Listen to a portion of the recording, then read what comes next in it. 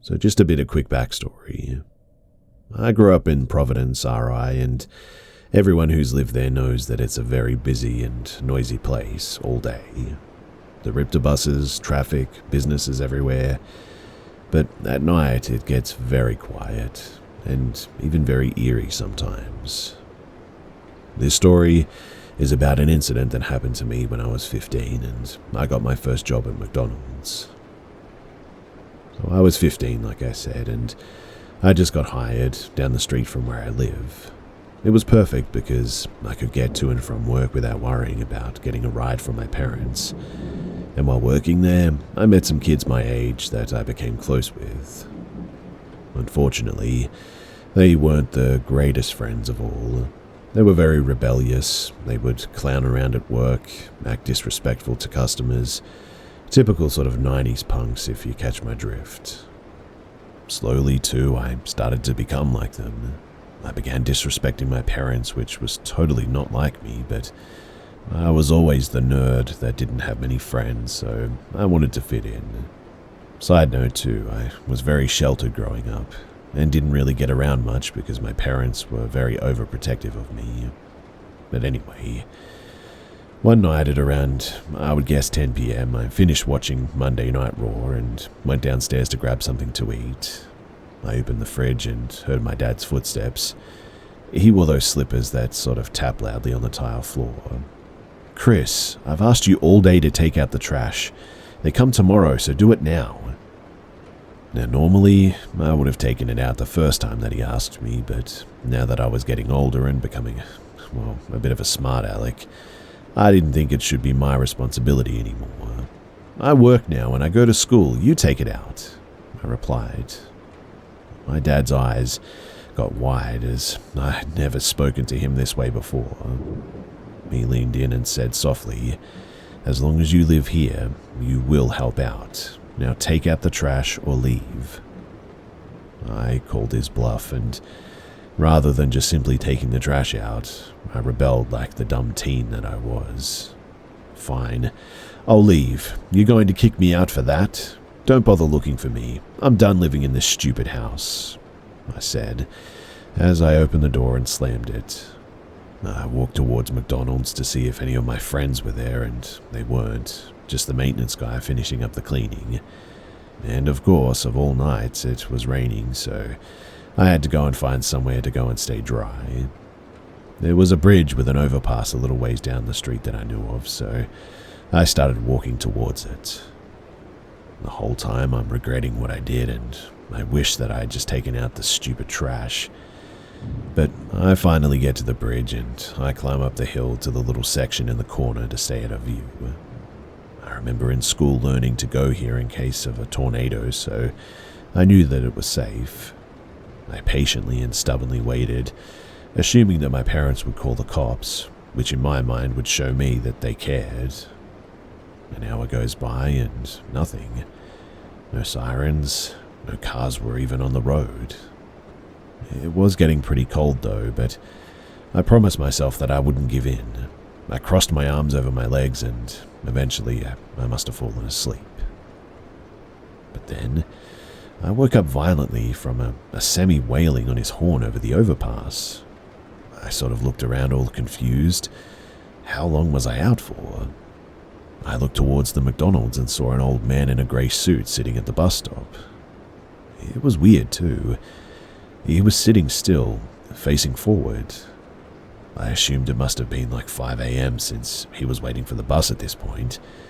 So I stood up, very upset that my parents never tried to find me, and began walking to the bus stop.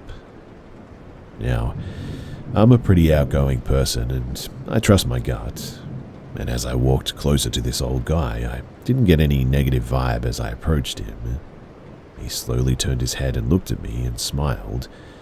Not a creepy or uncomfortable smile, a sort of genuine peaceful one, I guess.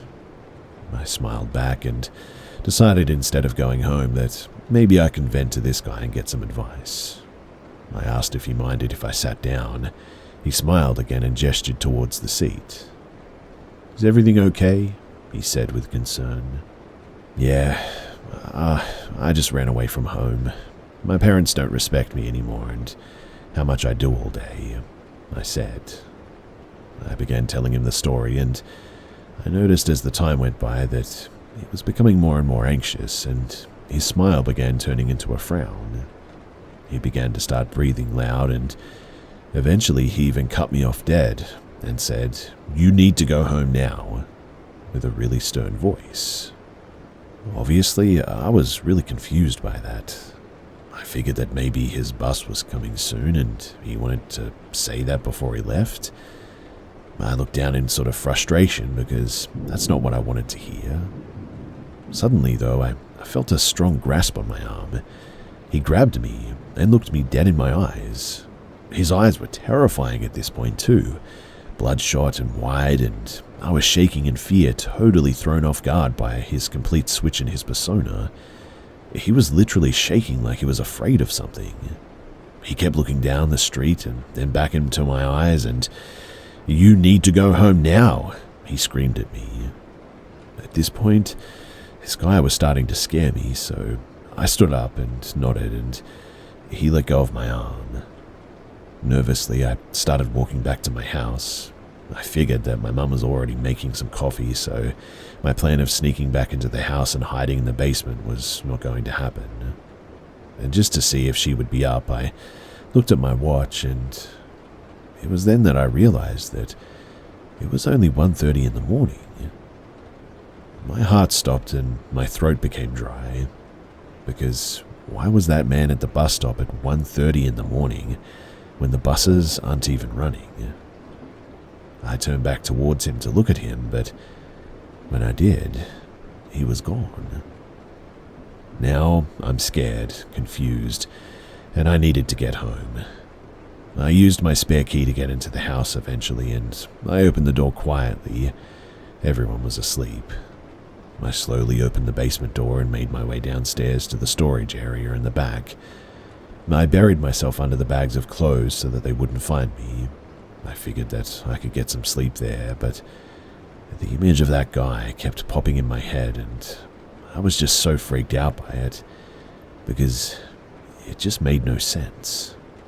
As I was sort of shifting around, getting comfortable, just then I began to hear loud sirens passing by, and not just one, two, but multiple bursts of sirens, coming every 10 seconds or so. I smiled, thinking that I'd won. My parents called the police to look for me after all. My plan had worked. And now I'll make them worry until the morning and regret kicking me out. I made myself a little bed and covered myself up to stay hidden and fall asleep. I woke up in the morning to hearing my mother sobbing upstairs. I looked outside the little basement window and saw daylight, so I figured that I'd go upstairs and get my apology at this point. I opened the basement door and walked into the kitchen. My mother was sitting at the dining table with her head in her arms. She immediately looked up at me and gasped. She stood up and ran over to me and hugged me more tightly than she ever had. "I thought you were dead," she muffled into my jacket. I slowly pulled away and looked at her confused. "What? Why would you think that?" I asked. What she said next genuinely sent chills throughout my entire body. She said that last night at around 1:40 in the morning, a drunk driver crashed into the bus stop in front of the McDonald's. It was allegedly completely destroyed. I started breathing heavy and realized that that man at the bus stop, he had saved my life. If he didn't tell me to leave when he did, I would have been sitting there for sure, and I would have been killed. So many emotions were running through me. I didn't know how to handle it, so in the end I just hugged my mother, and I immediately began to cry too. I apologized and realized that I missed the old me. In fact, I almost got myself killed for my own stubborn stupidity. I dropped those friends, and I got into a new crowd at school at that point. And from that point on, anytime the trash was full, I was happy to take it out. Now, I don't know who or what that was at the bus stop, but whoever you are, thank you for saving my life that night. Whether it was just a lucky coincidence or right place, right time kind of thing, all I know is that if it wasn't for him telling me to go home at that point, I would have been sitting on that bench for the rest of that night.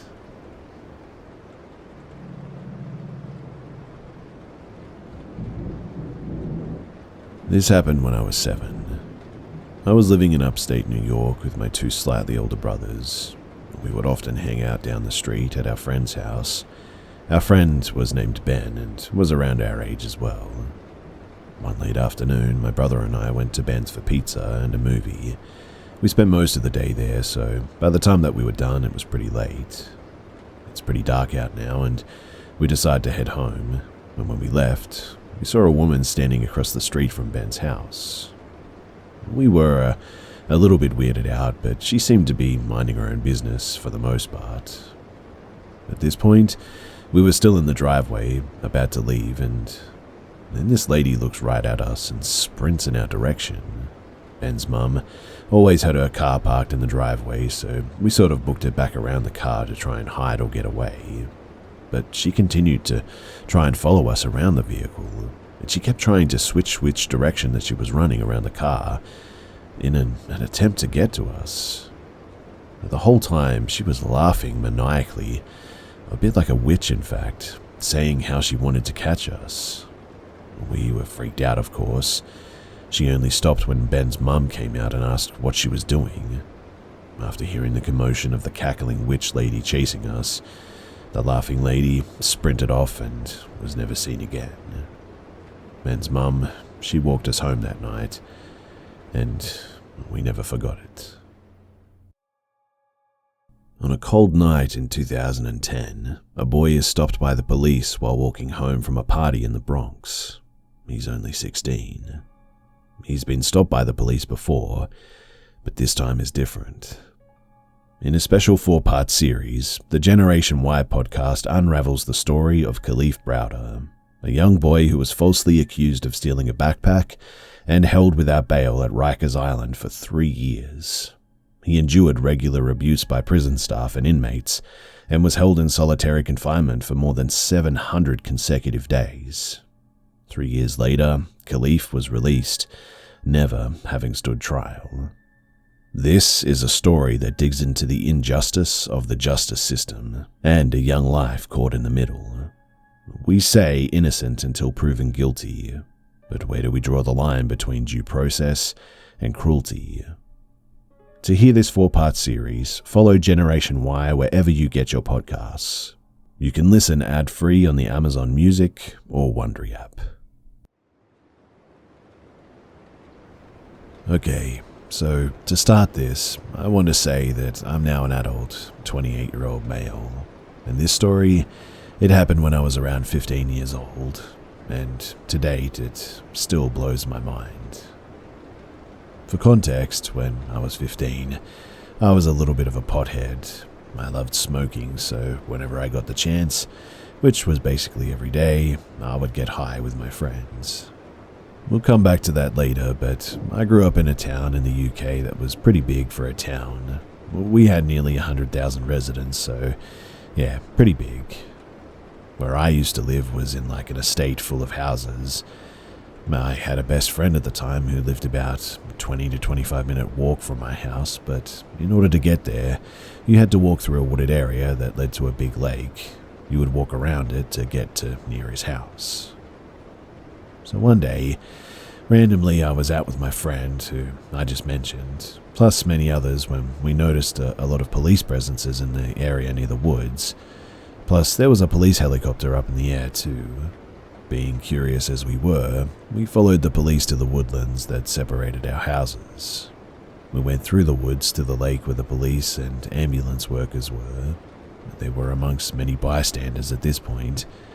But we got there and started asking people what had happened, and we were told that a young boy around the age of 7 had drowned in the lake near the path where everybody was gathering. Over the next couple of days, police were trawling the lake looking for the child who they knew was there because his friend ran for help when he fell in and couldn't get out. and 2 or 3 days after he slipped into the lake, authorities found the young boy's body, which was big news in my town. No later than 24 hours after the boy was found, the local council installed a black metal bench on the footpath near where he died with a little plaque commemorating his life. Now, that very next day, I was out with my friend over near where I lived. We were getting high with a bunch of other friends that we knew, and by the time that we were done, we decided to go back to his house to sleep because my mum would have gone crazy over the fact that we were smoking. We started to walk back to his house at around 11 p.m. It was really dark out now. We passed my house and eventually got to the woods. We walked through the woods and got to the start of the lake. We started walking down the side of the lake, down the path towards where the kid had drowned and the bench was. We were just talking nonsense as high teens did when I noticed that when the bench got into sight that there was a man sat on the bench. Now, I was a bit freaked out by this, but I didn't say anything yet. It was 11 p.m. near the woods in the dark, and it was creepy to say the least, but when I got a little bit closer, I noticed that I could see that the man was wearing something like a priest perhaps. Sort of like black jacket, white collar. And upon seeing this priest, I sighed some relief because I just assumed that he was praying or something of the sort for the kid that had drowned in that spot about 4 days earlier. So after noticing this priest, I just sort of watched him sit there. And as I got closer and closer, I didn't say anything to my friend, who was right next to me, but we collectively stopped talking once he noticed the man too. As we got closer, it was more obvious that he was a priest, and then once we got within about 5 meters of him, he was just all of a sudden gone. Like, gone. I felt like I blinked and he had just disappeared. When we were walking past the actual bench where I saw him sat, there was nobody there anymore. But if he was to have gotten up and walked away, I definitely would have seen him. I mean, it's a one-track walkway. In any case, after I got to the bench, I turned to my friend, who was just as confused and spooked as I was, it seemed. I asked if he had just seen that man sat on the bench. I didn't want to say what type of man because the way that he was dressed was very obvious as to what type of man he was. But as I asked him, "Did you see that man?" he said, "Yeah, the guy dressed like a priest." When I tell you that my heart sank, I cannot explain that feeling or that situation to this day. What gets me, though, is that I purposely asked my friend if he had seen the man, and he corrected me by saying the man was a priest. And if it was a person, they would have had to have gotten up and walked from us in straight line down the path, which we would have seen, or they would have had to have walked past us, but no. When we got close, this guy just disappeared.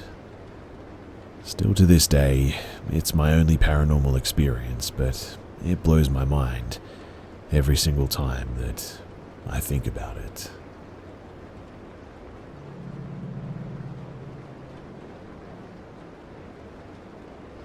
This happened a few weeks ago, but it scared me a lot, and I learned something new about my home. I was off work and inside for the day. There were several knocks and the person kept ringing the doorbell, so eventually I answered, although I wasn't expecting anyone, and I also live out in the middle of nowhere, Kentucky, with one neighbor nearby. A mid-30s man, seemingly having Down syndrome, had parked at the very edge of the driveway on the road, which alarmed me. He asked me questions about knowing anyone who used to live here, and I kept it short and said no. He asked if I was in high school and how old am I, and if I was home alone.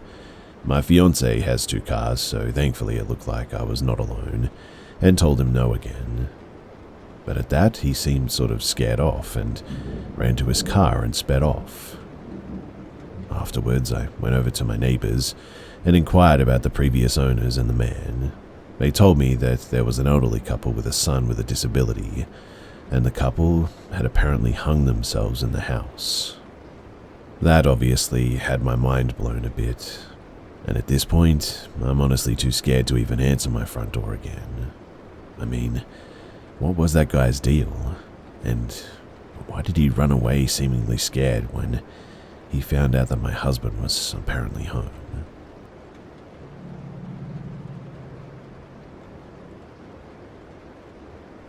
When I was 11 years old, I went camping with my dad and my stepmom in a small town in West Virginia called Barnum. The park that we went camping in was called the Barnum Whitewater area. At this place, there wasn't really a place to shower, and the bathrooms were just a hole in the ground, and there aren't words to describe how vile they were as well.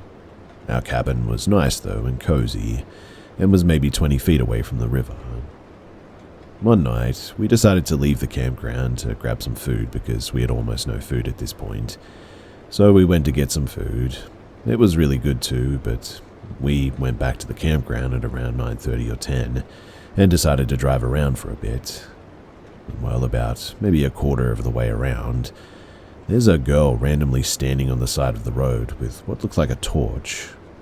We pulled up to ask her if she was okay, and she sort of just froze. We thought that maybe she was drunk, and in the end we drove off. As we come back around, about 7 or 8 dune buggies come around the corner, and you're not allowed to have those in that campground, but we were like, whatever, and went to the cabin. When we got there though, we saw that the screen to the window was pried open like someone tried to break into our cabin. We were debating on leaving and going back to where we live, New Jersey, when a guy comes up to us with that same girl that we saw in the woods. He asked if we knew her because she was scaring him and his 2 kids. He said that she tried to tear open the tent at one point. We said no, and he walked off and the girl followed.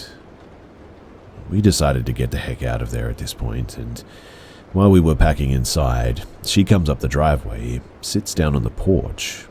We tell her to get the heck off the porch, and she starts crying and then runs away.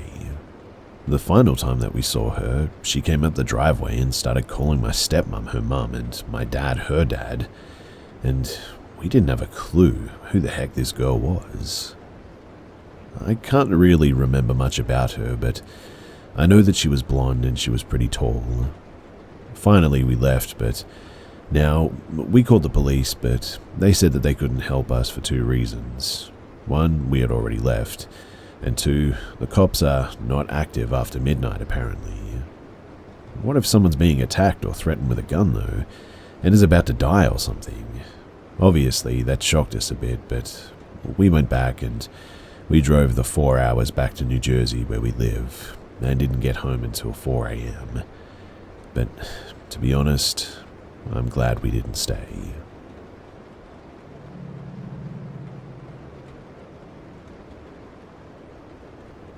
So, I live in a city, but a few hours away is a job that I worked at for a year ago last year. It's one of those sort of tourist nature tour guiding jobs. The employee housing is in the middle of nowhere in the Appalachians. I went back to work for my spring break. Side note too, since I mentioned the Appalachians, this isn't a ghost story, just a reference for the isolated location, I guess. What I experienced was an actual person. So me and my 2 friends, we decided that we should go to a dive bar 25 minutes away. We're going down this sort of long, dark, unlit road, and it's a highway, and a busier one than you'd think for a town with probably a population of a few thousand, if that. The highway is 1 lane though, in one direction, and 1 lane in the other. We're heading down the street, and I'm not sure what ticked us off, but I think a few cars sort of shine their brights at us, and we slowed down a bit, weary, as we were coming up on a curve that goes right. And well, this guy is in the other lane, walking, in the middle, dancing around. It's pitch black, as I said, not an illuminated highway, so we didn't even see him till our lights hit him. He's in the middle lane next to us and walking along a curve, so in the opposite direction. People aren't going to see him, that is, until they come around the bend, and he's along the bend, so it was really dangerous. My guy friend is driving, and my girlfriend and I are like, this guy's going to get hit. In fact, I had never been more certain of anything in my life, and all we could do was flash our lights at the incoming cars and continue around the bend and find a place to pull over. I've never felt the feel of inside of me before, but we rolled down our windows and braced ourselves for the sound of a crash, the sound of something. I've never had such a sunken feeling in my heart. I felt completely helpless, in fact. But there was no noise. Nothing. We all looked at each other like, what? Do we turn around, continue to the bar, call 911? In the end, we decided to turn around. We all needed to know if this man was still on the road. As we turned around the bend, he was walking on its leads to a long straightaway.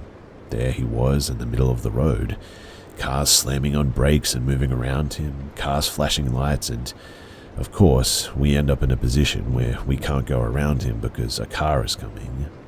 The car passed, and now it's just us and him having a stare down. The car isn't moving, and it's very clear that this man was homeless and on drugs or something, as he went from prancing and dancing on the highway to just complexly still and jittering, sort of staring at us. And you know when you know that somebody's on drugs? Well, I've never seen someone on drugs like this. Whatever he was on, it was scary. I yell at my friend, let's drive, he could have a gun, let's just go, and he was like, yeah, you're right, as he slams on the accelerator, and we speed off just in time as he got close enough to swipe at the car door handles. I missed that as I was in a sheer panic dialing 911, but my friends were like, thank goodness that you said something, because if you hadn't, he would have gotten in. I ended up calling 911 immediately because that dude was massively threatening his life as well as others, but in the end, I'm really not sure what came of it. We ended up turning around again and continuing to the route to the drive bar, but on the drive back from the drive bar, there wasn't any commotion, so I guess that he probably got picked up. This all happened in the span of like 6 minutes, and I swear it was so quick and simultaneous this whole interaction happened, and so it just goes to show that you just never know when life can hit you like this. Things can honestly change in a split second.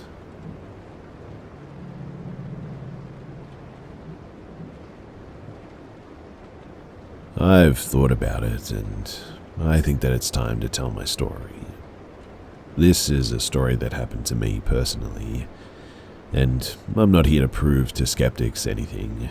I'm just here to tell it. You can take it or leave it for what it's worth. But those who have experienced anything similar to this will know that it's possible. Before this encounter, I didn't have any experience with the jinn, and I had no idea what they were capable of. But I'm going to tell my story now. It's going to be a bit long, so get comfortable, I guess. It all started when I was 13 to 14. I'm 21 now. I used to watch ghost shows for fun as entertainment, but I never believed what I saw could happen to me. I believed it was possible, but I had my doubts, like anyone, I guess. One night, I did something dumb, though. I was really curious about the existence of jinns. I set up a prayer one night, and after I finished my prayer, I called out to God, if jinns are real, then let me have an experience of my own. To be honest, I really don't know why on earth I asked for what I know was a dumb thing to ask for. I guess I was just curious, and this is where it all started. Once I said this, I genuinely think that God answered my prayer and something came through. One night after I made that prayer, I was getting ready to sleep. I wasn't in bed yet, just sort of sorting out a couple of things in my bedroom. I heard a woman say to me to go to sleep, sweetheart, in a really soft and soothing voice, but in an accent that I'd never heard before. This was clear as day too, as if she was right behind me. Obviously, I spun around, but when I did, there was nobody there. In that moment, I hadn't experienced anything like that before, so I just thought of it as I was just tired. I fell asleep and I woke up the next morning getting ready for school. I was happy, I was putting on my clothes when something came up to my ear, my left ear, and started speaking in this really deep and guttural voice that no human man or woman could ever make. It was speaking in a language that I'd never heard of in my entire life, and in that moment, I didn't understand what was happening. I just sort of froze in fear, terrified. All I knew was that as soon as it was done, I too went frantic to my mother, and everyone was asking me what was wrong. After that incident, I also started to feel something watching me. I felt it more when I was alone. It was uncomfortable, to say the least, to be in a room alone. I just always had this really creepy and scary feeling at certain times in the night. It was almost like it was the perfect opportunity for this thing to attack me. Now one night, it was one of those uncomfortable nights, so I lay in my bed listening to my holy text with earphones in when this thing came up to my ear again, blocked the sound of what I was playing in my ear, almost as if it completely muffled out my earphones. Then it began to speak in this deep, low, guttural voice in a language that, yet again, I didn't understand. It freaked me out so much, I began shaking and I was genuinely fearful. One thing about me too is that I stayed on my prayers and I read and listened to everything constantly, but if I ever missed my prayer, this thing would come for me, it seemed, when I missed it. It was almost like an opportunity for it to come after me. It almost seemed as if it hated prayer, but one time when I stood to pray on my own, I said my prayer loudly and this thing then screamed no in a really high-pitched voice. This thing would also constantly growl during the night, at the bottom of the stairs, almost like an animal. That was absolutely terrifying too, let me tell you. Now, I'm about to tell you the last 3 experiences that I had with this. Everything up until this point was just little things, I guess. But one night, I went to my cousin's house, and the house was mainly full of female family members. The only male was a boy who wasn't older than the age of 7, I think. One night I woke up and everybody else is fast asleep. I could hear snoring, so I got up and went to the toilet. I did my business and came out. When I came out, I heard something laugh at me with this unnaturally deep voice and even said my name, "I can see you." Almost like it was singing. You sort of know in like horror movies when kids sing in a sort of creepy way. It was like that, but imagine a really deep, dark, demonic voice doing it. I quickly went back to my room, terrified, thinking about what had just happened. The only thing that comforted me was that I wasn't sleeping alone in that room that night. Shortly after this experience, I went down to the kitchen late at night to get some water one night, and I had that same feeling again that something was watching me, but I ignored it. It was common at this point, so I usually just brushed it off. But just before I got to the stairs, I looked at the corridor leading to the living room. The light in the kitchen was still on, which gave some illumination. Bear in mind too that the living room door was wide open, so I could see into it. When I looked in, I saw a tall, dark figure, darker than the room, walking through the living room. It reached the ceiling, and it was super tall, whatever it was. It also had what seemed to be like a dark top hat on. I know that sounds weird, but that's what I saw. I couldn't see any features on its face, but it had what looked like a dark, long jacket that reached above its feet.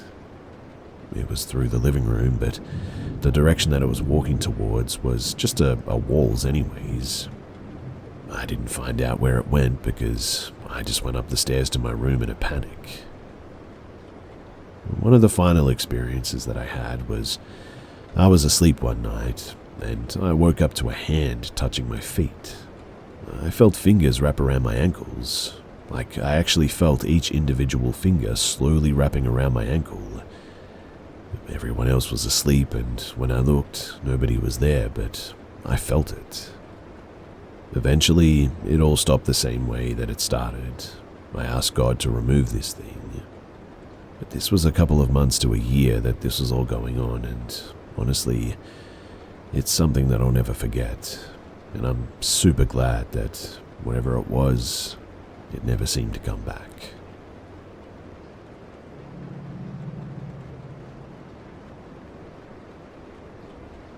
Right after dinner, my parents were laying on the couch as usual, scrolling through their phones, while me and my youngest brother were watching TV. I urged him to make some fruit salad, which he agreed to, and we both moved to the kitchen.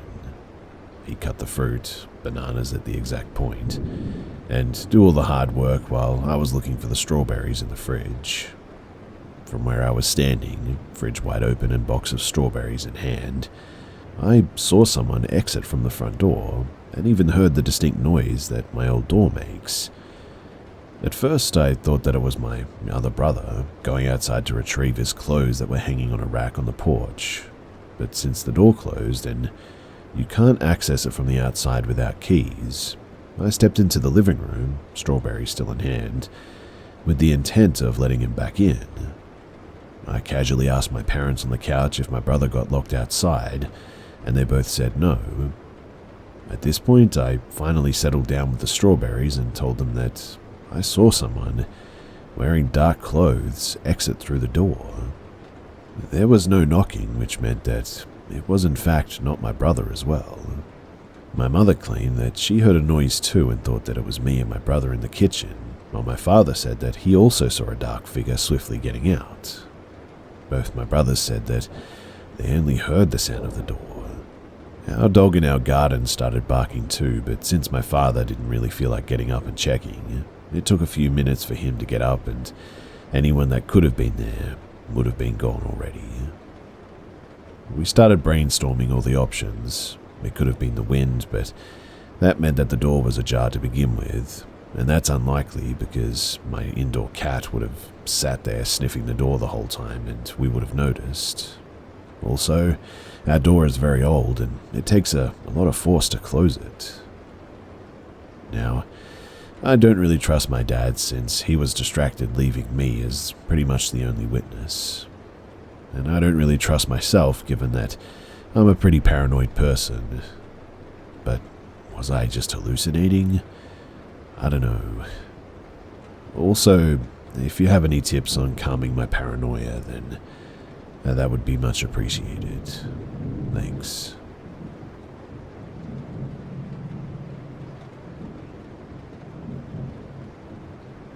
This happened back in 2013 when I was only 12 years old. I was home alone when this happened. I was sitting on my computer, and we had one of these old phones that had a cord attached to it at the time. Now, I grew up watching horror movies with my older brothers, and I hated being home alone at the time, so whenever I was home alone, I would open every door in the house to get the sunlight in and feel less scared that way. I had been sitting on the computer playing League of Legends when I suddenly get a phone call from my mum. I thought that it was a bit weird because she never calls me this early, so I decided to answer it. And what happened next is something that I'll never be able to understand. I answered the phone call and heard my mum whispering my name in a very low voice. I freaked out for a few seconds. I could feel my heart pounding. I started saying "Mum," but there was no reply. So after a few seconds, I just ended the call and I sat down crying while playing until my mum got home from work. She could see right away that I was anxious and asked me if something had happened. I told her, "Why would you prank me by calling me and whispering my name like that?" And then she said, "I never called you." We even decided to check her phone, and there was never an outgoing call to our house's phone. To this day, she swears that she never called me, but she remembers me being freaked out. My only theory is that it's either something supernatural or it was potentially one of my brothers pranking me, even though they all told me that they didn't. And none of us knew how to spoof a phone call back then, so to be honest, I'm not so sure.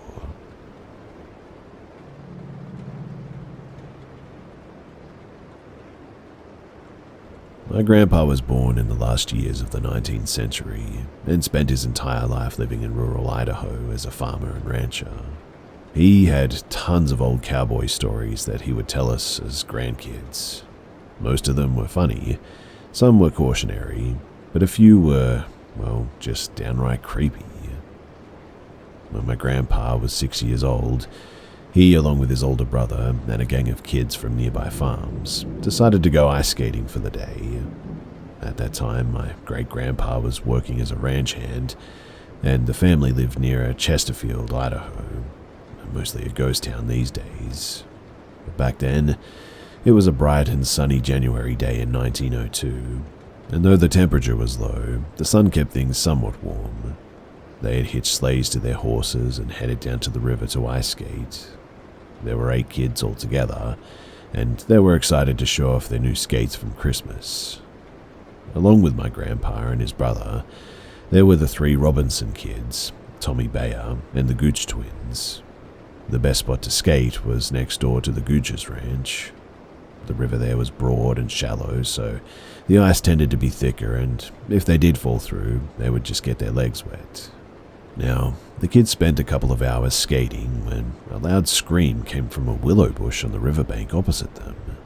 The kids could only watch as, what they said, a giant man covered head to toe in thick black fur came lumbering out of the bushes. It was carrying a large tree branch and was screaming in a rage at the kids. They obviously fled towards the sleighs, trying to scramble up the riverbank in their skates. My grandpa, being the youngest, was at the back of the rush. He couldn't get a good foothold because of the skates and also fell backwards towards the ice. The giant was now crossing the river towards them, screaming and swinging his branch. My grandpa was sure that this creature was going to eat him.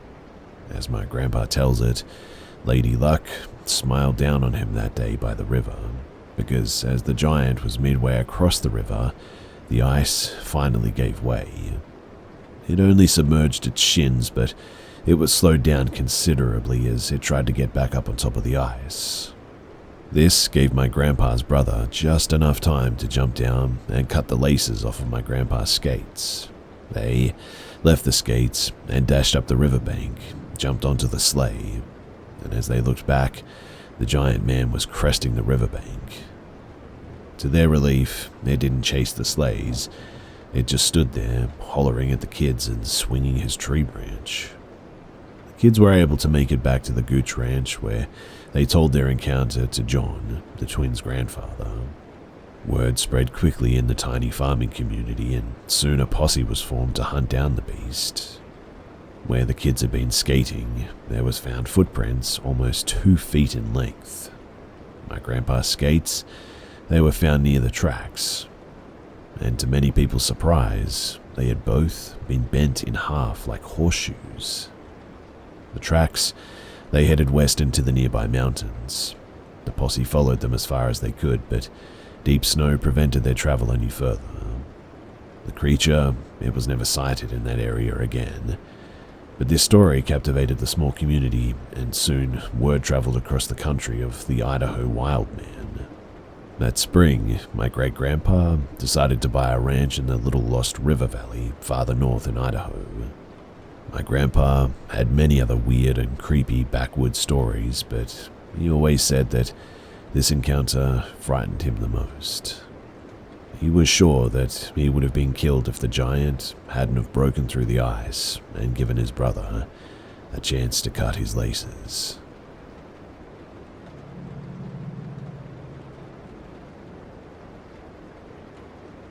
The story is a little bit old, but I think it's still worth telling.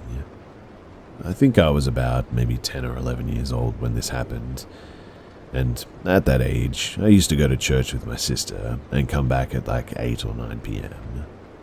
The church was close to my house. It was on the street facing the street where I lived, and I could see it from my front door, in fact. Me, my older sister, and 3 of our friends, who were also like sisters, went back together. They lived in front of a football field, and next to this field there was a sort of small path whose entrance was a big tree. The girl's house was right at the end of that path, but they could also get there by crossing the field. When we arrived in front of the path, we stopped to talk a little bit. The street was lit and some neighbors and a guys in a bar were a little close to where we were, but it was no problem. But suddenly, the youngest of the sisters says that she saw something move in the bush under the tree, and her older sister throws a pebble to see what it was. The moving thing appeared, and it was just the most bizarre thing that I had ever seen. I'd say it was literally the standard description of an alien, with the exception that the skin was a sort of pale yellowish white, big black eyes, a big head, the mouth and the nose were practically stripped, and he seemed to be breathing heavily, or maybe panicking or something. It's also worth noting that he was crouched in a way that we only saw his face among the bushes. We were obviously terrified and screamed. The creature also looked scared and looked like it wanted to get out of there. He looked around scared and seemed restless. When we tried to approach him, he just jumped out of the bush and moved like absolute lightning. We could barely see his body, in fact. He was skinny though, and also had a white head. I swear that it was so fast that we lost him instantly. The girls didn't want to go through the path anymore across the field, which was understandable given everything that just took place. My sister and I, though, we went back to our house. It was on the same street as the one in the field, really close. And we were even stopped by neighbors asking what had happened, but we didn't answer. When we got back home, we told our mother, who was the only one awake, and to our surprise, she actually believed us, and even went there to see if the thing was still there. Obviously it wasn't. Now, I don't really mind if anyone doesn't believe this, but to this day, I know what I saw and I swear by it.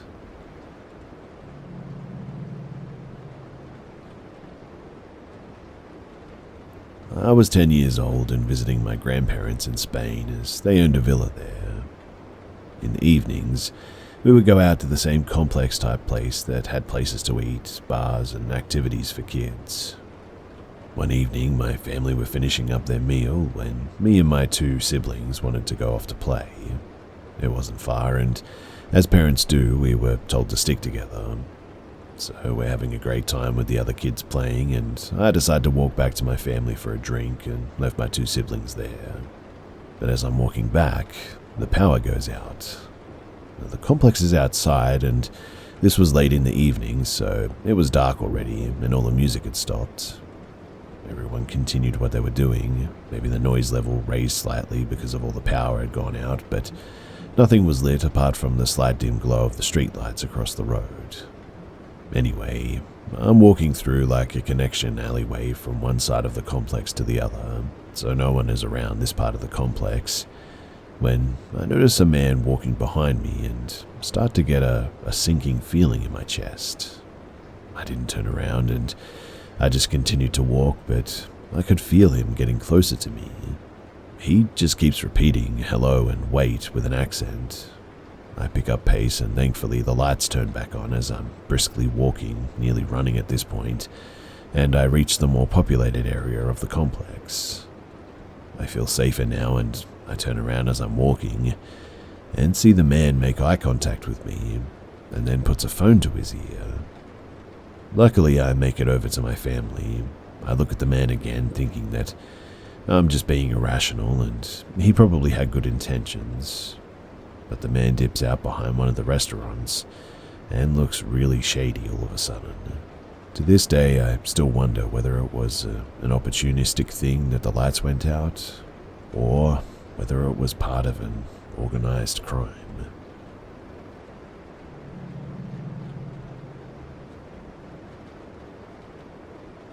This happened about 1 year ago during the summer. Something that you should keep in mind too is that the house that I lived in had 1 acre of land surrounding the house.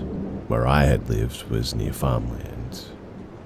So, I had woken up around 8 in the morning on my living room couch, having fallen asleep the previous night, as well as my mother and sister who were sleeping beside me. I had planned to watch this movie that I had finished the previous night on my laptop, as well as eat breakfast in the dining room of my house. I had sat down at the end of the dining table, which was the closest chair to the kitchen. Keep in mind that if I had leaned back on my chair, I could see into the farther side of the kitchen, where the door that led to the deck was, which had this huge window right next to the door, so I turned on my movie and started to eat my breakfast as my dog trotted over to me and sitting next to me. I believe I was about maybe 45 minutes into the movie when my dog had switched her spot, now sitting right under the archway that led to the kitchen, staring at who knows what. But I felt her move. I didn't really think anything of it, to be honest. I mean, if it was serious, she would have been barking like anything. Maybe about 10 to 20 minutes go by and I glance over at my dog, noticing that she's still staring at something. This time though, I heard sort of, like shuffling or scratching over the kitchen. I called out her name, but she just wouldn't move. So when I had walked over, I followed her trail of vision and noticed that she was staring at the window in the kitchen that leads to the deck of the house. And I nearly wet myself when I saw something or somebody behind the window outside peeping through the blinds. I forgot to mention too that there was a chair on the deck right under that specific window, so whatever the heck that was had to have been balancing on the chair to look inside. It looked bald almost though, and white with pinkish tone. It had been holding onto the window frame, peering at my dog and I, while scratching the screen on the window with this horrible heavy breathing. I remember thinking in the moment that it was a person trying to break in, because whatever it was wanted to get in so desperately. The thing was sort of small though, and it seemed as if it didn't want me to see the rest of its face almost, only its eyes. This whole time my dog had been watching whatever this thing was and not barking. I'm saying this because something as simple as dropping a cup will send my dog into a fit, barking like crazy. Even a voice coming from the TV would cause a great couple of minutes of barking from her sometimes. So this behavior was truly unlike her. Now, as I said, I believed someone was trying to get in, so I ran over to the couch in the living room, shaking my mother awake and bringing her to the kitchen.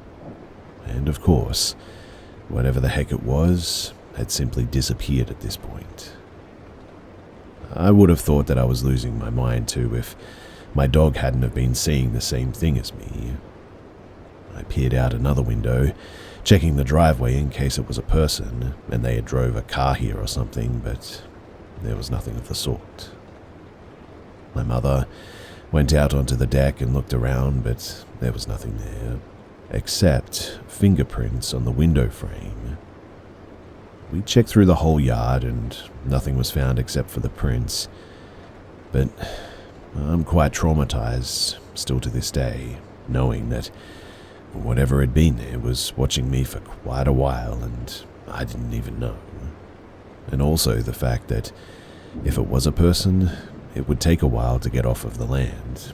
Even if they tried running away, we should have caught them, because the yard is quite huge.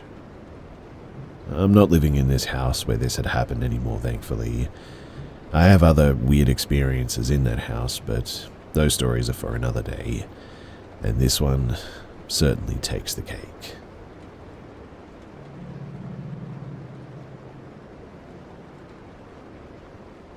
I, a 15-year-old male, am a firm believer in ghosts and whatnot. I moved into my house when I was 8 years old, and it seemed like a normal house, but I don't know, I just felt like I'd been there before. I knew where and what everything was, and everything was just super familiar, even though I've never set foot in that house. A few months later, I also had dreams of me wandering the house. These dreams probably don't mean anything, but every couple of nights I would get a dream of me wandering the house, and they just felt like they took hours. In these dreams, I never felt alone too, and whenever I turned my head, I would see something peeking at me from like around the corner or around a door frame or something. The dreams, They eventually stopped after a while, but I don't know, I always felt like I just wasn't alone in a room. My dogs would bark at the corners in the house, and my older sister claimed to feel something living in her room. Weirdly too, nothing ever really happened in the house until a couple of years ago. When I was 13, I always thought that I heard whispering whenever I was alone in the house. I've always been paranoid, so I thought that it was just in my head. But then I saw shadows when no one was around. Objects like balls would roll on their own. I thought that it was just the wind moving them, but the dogs would come up and bark at something next to the ball. Other objects would be in a different place too, like a stuffed animal or a TV remote. I also heard running and footsteps sometimes, always running to my location in the house, which was weird. I would try and tell my family about, well, all this stuff, but only my older sister believed me. The stuff that I was seeing never really happened to her, but she could also feel something in her room at times. But one of the weirdest things happened when I moved into the room downstairs.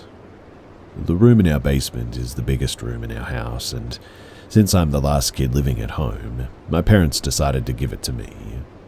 There's a back door down there that connects to a dog area that I always keep locked because it makes me feel safe.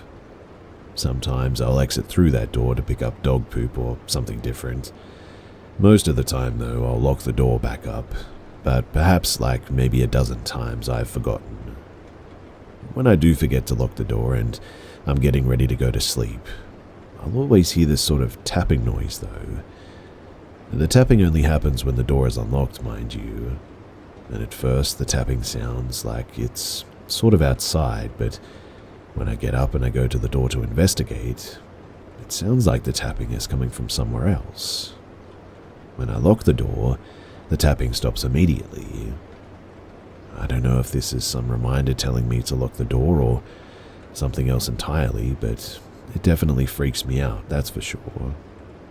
Keep in mind too that most of this stuff happens when I'm always alone.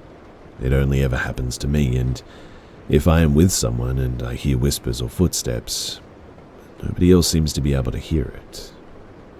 I don't know if this is something friendly or something malicious, but it hasn't hurt anyone yet.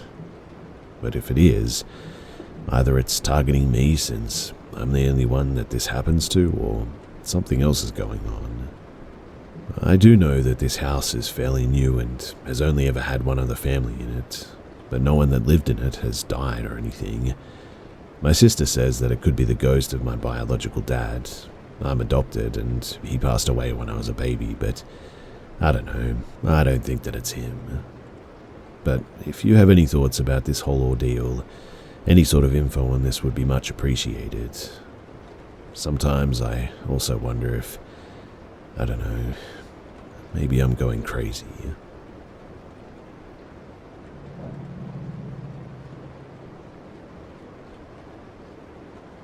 So, I don't know how this happened, and I'm still very perplexed by it 5 years later. But I was starting out in practice as a healthcare provider in a private practice. Our practice had set up cameras to monitor front desk activity outside hallway for security and emergency reasons, as we're in a large metro area with moderate to high crime rates. So, utilizing a very well-known yellow booking software, some will know, I received an appointment request. The appointment request had no insurance listed, only a name.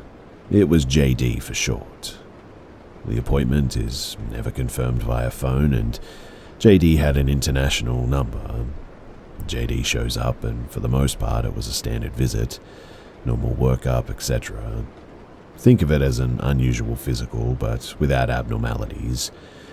I did my usual banter, what do you do for work, where are you from, etc, etc. They were pretty blunt and short in answering, and again, given the location where the practice was, I was not taken aback by this by any means. I will say, though, that I was confused about the lack of accent that this individual had. It seemed pretty standard for the area, yet where they claimed to be from wasn't how they sounded. There were no distinctive markings or features other than the person's height, which was well above average for every sex. But the appointment ends and they pay in cash and make no follow-up. The standard, don't call me, I'll call you sort of thing. The day was pretty busy though, so I wasn't able to do the note then and there, and so at the end of the day I sat down to do my notes and noticed that JD was not in the note tally, meaning that there was one patient missing from the total. So I checked the system thinking that the FD might have, forgotten since it's a cash note. These tend to not be as pressing to smaller practices as they do not need to submit this to insurance companies for reimbursement. But when I checked, the appointment was just not there. So I decided to check the booking app to pull their info up, but the appointment was not there either. So I asked the front desk what happened, and they said that they didn't know what or who I was referring to. Now, we had seen over 50 people collectively that day, so obviously I just let it slide. I did the note, but did not add any info other than the one told me by the patient, and I made note of the international number but couldn't remember the code. But flash forward to maybe 2 or 3 days later, I was still thinking about the situation and remembered the cameras.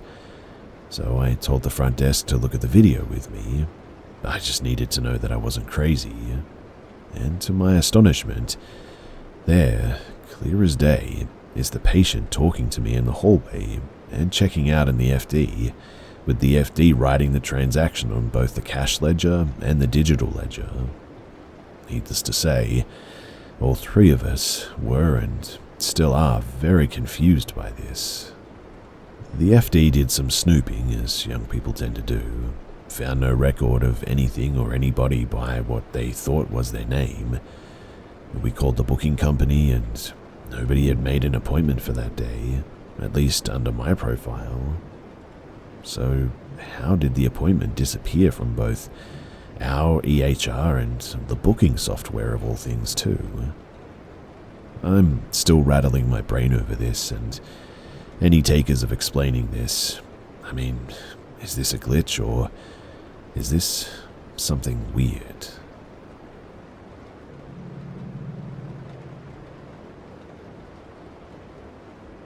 This happened a while ago now, but I've heard a lot of stories here, and they always make me think of this encounter because I guess they're so similar.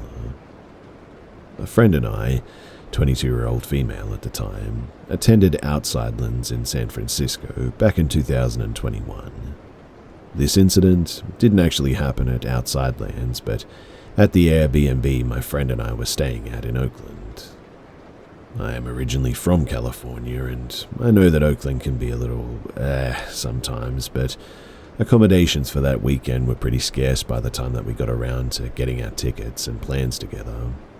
The neighborhood and particular place seemed nice enough overall, and to be honest, it probably was. Neither of us lived in California at this time, but we really enjoyed travel and road trips, so we decided to drive to the festival. Not only do I have out-of-state plates, but I also feel that at the time my car gave off a potentially solo female traveler vibe. I have since worked on toning it down a bit when traveling, so I can get a bit more inconspicuous, I guess. But after the second night of the festival, my friend and I got back to the Airbnb pretty late, around 1 a.m, and I was having trouble sleeping, so I decided to go out to my car to smoke and call my boyfriend and whatnot. I've been sitting in my car for maybe 5 minutes when I see a car pull up and park behind my car. This was all street parking in a residential neighborhood, so at first I thought that it would have been a neighbor or something. But another few minutes passed before I realized that the car was still on and nobody had ever gotten out of it to go into a house or whatever. At this point, I began to feel a bit uneasy. Luckily, I was still on the phone with my boyfriend.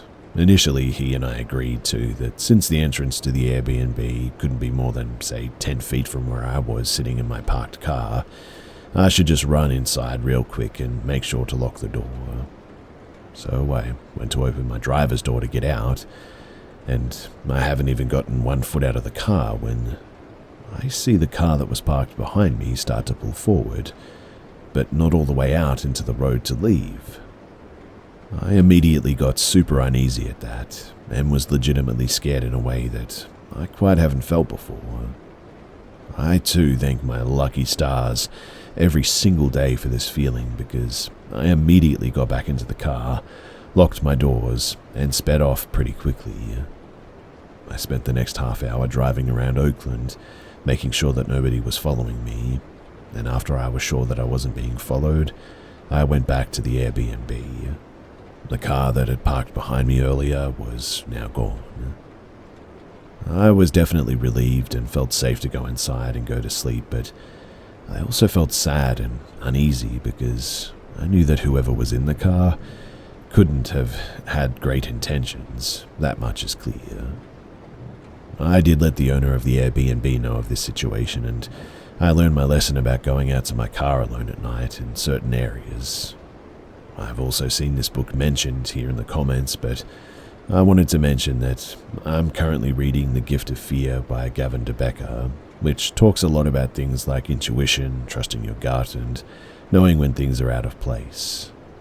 This particular memory has come up a lot for me recently when reading this book, and I guess the moral of the story here is trust your gut.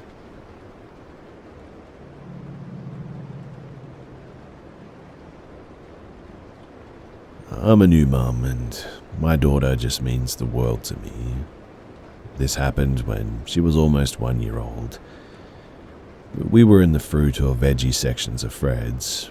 It had been a normal day. Some people waved at her, some smiled, a few others sent kind words her way. My daughter was enjoying interacting with passerbys as she normally did. But then, out of the corner of my eye, I see a man trying to communicate with my daughter. He made sounds loud enough to get her attention, but quiet enough that I wouldn't hear. I only saw because he was making some weird sort of kissy face at her as he did it. Something about it too just felt terribly off. Usually people will interact with her while making it very obvious to me, but this guy was making an effort to stay just out of my eyesight while keeping his eyes on my daughter. I'd never experienced anything like this before. I was alone and unsure of what to do, so I just left that section of the store and tried to forget about it. Later on, checking out, I saw once more that man. He was right behind me in the checkout lane next to mine. But the freakiest thing was that he was staring, wide-eyed with a blank expression at my daughter. I froze, and I recall the lady checking me out asking me if someone was making me uncomfortable. It was pretty hard to miss what this guy was doing, but I was so shaken up I just couldn't get the words out. She called an escort for me, and an employee walked us to the car as I manically scanned the rows of the cars, looking for this guy anywhere. He loaded my car up as I buckled in my daughter, and patiently waited until I locked my doors and drove off to go back inside. Now, perhaps I was just overthinking things, but I don't know. That sense of horror is something that I'll never forget, and something was telling me that something was wrong.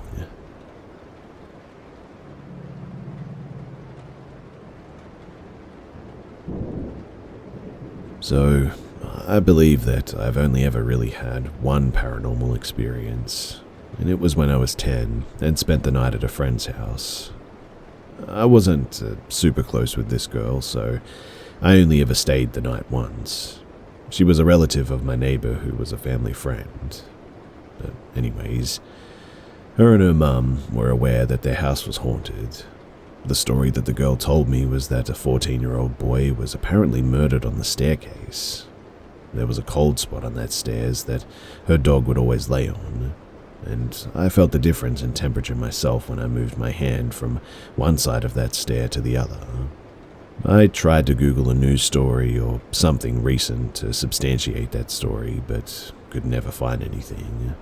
but I also don't know how long ago it would have been when it happened, so I could have just not been looking in the right places. She also showed me, though, that when you would open her bedroom door, which opened inward into the room, a cold burst of air would come back at you, which I felt like I felt at the time that she showed me too. Another thing that often occurred in their home was the TV changing channels by itself, and even the voices of people talking would change. When I was there, the TV channels did actually change by themselves, but the voice thing didn't happen. I don't believe she was messing with me too with the channel changing, because she didn't have the remote in her hand or anything.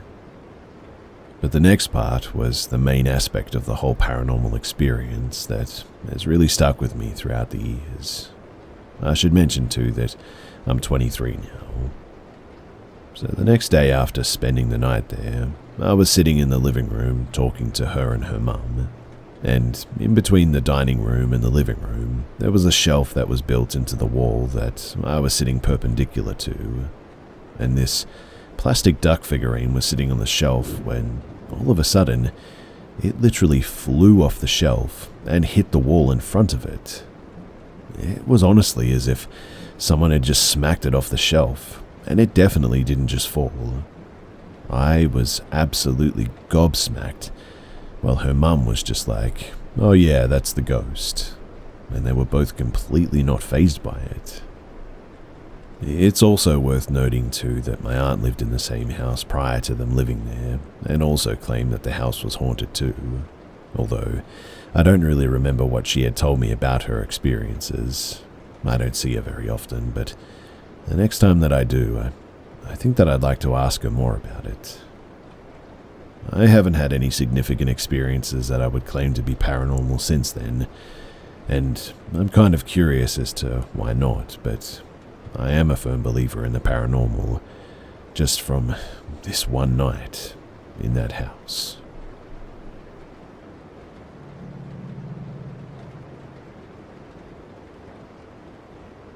I, a 22-year-old female, was 18 years old at that time. In those days, I was a party girl, going out 3 times a week and drinking a lot too. That time was really wild for me, and at some point I decided to host a party. It was my first party, and I rented a space in my village. It was a cabin on location for events, very cheap for locals. I organized everything with my 18-year-old female best friend. Her name was Mary, and another friend named Rose, same age. We were having fun decorating and preparing the party and whatnot. I remember that I was really stressed about the party being lame at the time. I decided to cope the stress with alcohol at some point, and when the party started and people arrived, I was already pretty tipsy. I had invited unrelated people that I knew from middle school to high school and some friends that I made in college. Even though no one knew anyone, the party was great and people were meeting each other. I had a boyfriend, 19, who was coming with his friends. We must have been around 30 people in total, but it was late summer, so the weather was mild and most people were outside talking, laughing and dancing. Now, I had this middle school friend, her name was Luna, who binged drink and threw up at the entrance of the cabin. She even hurt her foot, and so she had some difficulties walking. I was at that point pretty drunk, but I wanted to help my friend. I asked her if she wanted to be put to bed, and she said yes, so I took her arm and guided her to my house. I live in a small village in the countryside, so it takes less than 5 minutes to get to my house. It was a pretty safe place, and I used to wander alone in the streets late at night at like 1 a.m. to 4 a.m. when I had insomnia and nothing ever happened. But anyway, it was pitch dark that night. We were the only ones outside, and as we walked, we saw a white SUV, but I didn't think much of it. I came home, gave her some water, and let her sleep in my room. I was alone with my sister that night. I warned her of the presence of my friend and headed back to the party. I wasn't walking straight since I was so intoxicated, but I saw the white SUV parked near the farm. As I continued walking, a black car stopped next to me and opened its window. I looked at the man. I still don't know what age he was. It was too dark to see. but he said to me, "I've seen this white SUV following you for a while. It's dangerous. You should come into my car." I was drunk, but I directly felt that something was wrong instantly. I just answered that I was okay and my friends were nearby. He insisted though, and he repeated to come to his car for my safety. My inner alarm went off at this as I was trying to walk faster and answered again that I was okay, when suddenly I heard the car doors open and I realized that he wasn't alone. I didn't think twice and I just ran for my life as I heard two men running from behind me. I arrived quickly to the cabin. My friends were all drunk. One of my drunk male friends was complimenting Rose. They saw me coming at them in a hurry. The male friend looked at me and started to compliment me, and I told him someone just tried to abduct me. He stared at me and told me that I shouldn't have left alone, that it wasn't safe. The party lasted until 4 a.m. People who didn't drink took their car and left, and the few others were inside the cabin, started to talk, and one of my boyfriend's friends was mad on Snapchat group because he forgot his knife at the cabin or something. Why did he carry a knife with him at the party? I told them about what happened, and we were all definitely spooked. After that event, I stopped wandering in the village late at night, but I hosted a few other parties. I never did see that man again, his black car or the SUV either. And while most people keep telling me how great the party was, a couple who met at the party are still together, in fact, I still wonder to this day what would have happened to me if I didn't react that spontaneously, or even if I had drunk just a little bit more.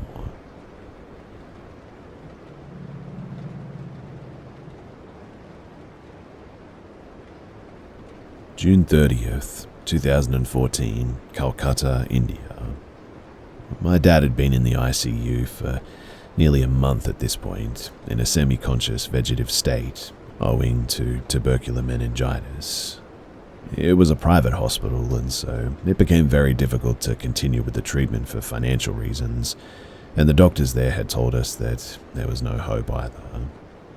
At that point, we decided to shift him to a renowned government hospital and had to go through a lot of hassles to get him not only admitted to the hospital but directly into the ICU. So on this very day, we were all set to move him from the private hospital to the government one. The hospital discharge formalities took several hours, and by the time that my dad was put into an ambulance for the shift, it was evening and it started to pour really heavily. My sister and a cousin accompanied my dad in an ambulance, and me with my uncle followed them in a car. After traveling for 45 minutes or so, there came a junction which usually had heavy traffic jams, and we decided to let the ambulance go in that direction, as cops would let the ambulance pass anyway, and once they get past that signal, it would be a relatively quick drive to the next hospital. Me and my uncle took a U-turn to take a different and slightly longer route, which would have less traffic so we could reach the hospital before or at the same time as the ambulance. After taking the U-turn, we continued down the road, and that was when I saw her. An old lady, standing almost in the middle of the road, skin as white as paper. She was wearing a white sari and was holding a thick walking stick. It looked more like a branch from a tree, but staring in the direction where the ambulance went, she didn't have an umbrella with her, and all the shops were closed because of the rising level of water in the street. The water had risen to the point where our driver couldn't take his foot off the accelerator, lest the water might seep in through the exhaust. But me and my uncle, we both saw her, but didn't talk about the experience until a couple of days later. My dad unfortunately passed away on the 13th of July, but to this day, it still baffles me what that lady was doing in the midst of torrential rain like that, in the middle of the road, holding something like a tree branch. And I have never seen someone have such pale and white skin like that. Something was really off about her, and I don't know, she just didn't look right.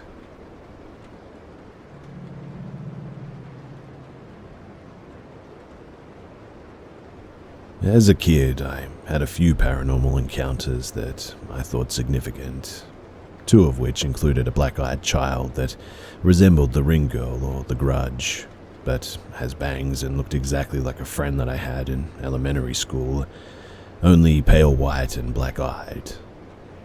The first time that I saw her, maybe 50 yards away in the rear view as my dad drove me away. The second time, she was in my room as I went to get something, on her knees on the opposite side of the bed. Anyway, I never paid too much attention to it, and I'm not saying the next encounter was the same thing or related, but I have started wondering if, I don't know, perhaps they are. And while the last one could be dismissed as hallucinations, this one I know for a fact to be real. It was almost 3 years ago, at 5 to 6 a.m. I was being nocturnal at the time, and me and my girlfriend were getting ready to go to sleep. But I went to check the kitchen to get a snack as she followed. I wasn't clear what I was doing, so she asked me, "Where are you going?" Then she said, "What is that?" And I spun around, right as she flicked on the light in the hallway that was right above her.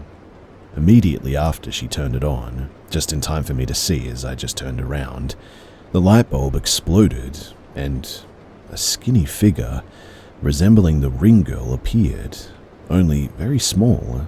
Whatever it was, it disappeared with the flash of light from the exploding light bulb, leaving me and my girlfriend absolutely speechless. She said that she exclaimed, "What was that?" because she saw a white mist beside her, which is also why she turned on the light. It is the realest experience that I've ever had, and definitely the most chilling because, well, somebody else saw it this time.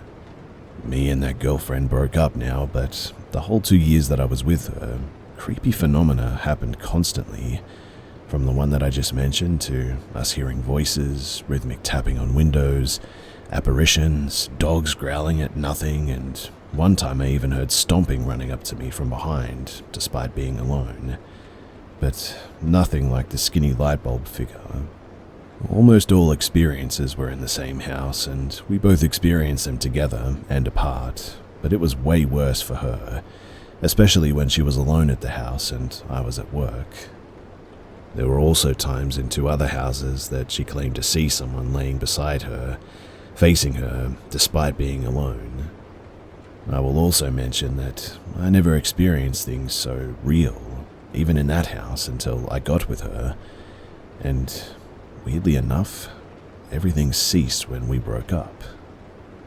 Not had many things happen since then, and it's been about a year now. But any thoughts? Was my ex haunted? Can people even be haunted? Is the Ring Girl or figure like her from folklore or something? If you have any information, then please do share because I'm still scratching my head.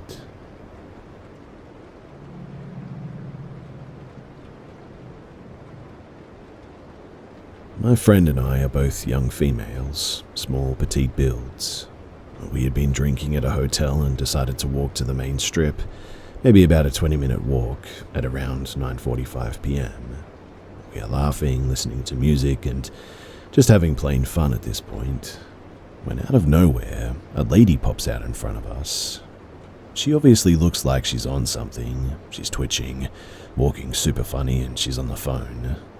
So my friend and I step around her, because she was initially going the opposite way of us, when all of a sudden she walks past us, and while she's getting ahead of us, she's looking back and speaking into the phone. I, for some reason, was already feeling kind of uncomfortable, so my friend and I slowed down to let her stay in front of us, but we decided to go to the other side of the street because, why not, right? The lady sees this, speaks into the phone again, and crosses with us all of a sudden.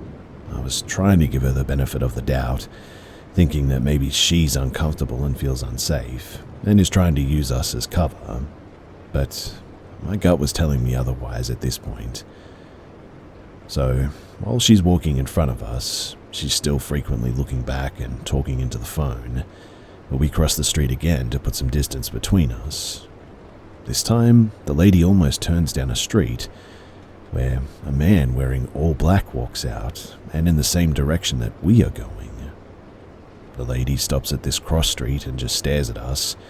Then she steps behind some kind of bush all of a sudden.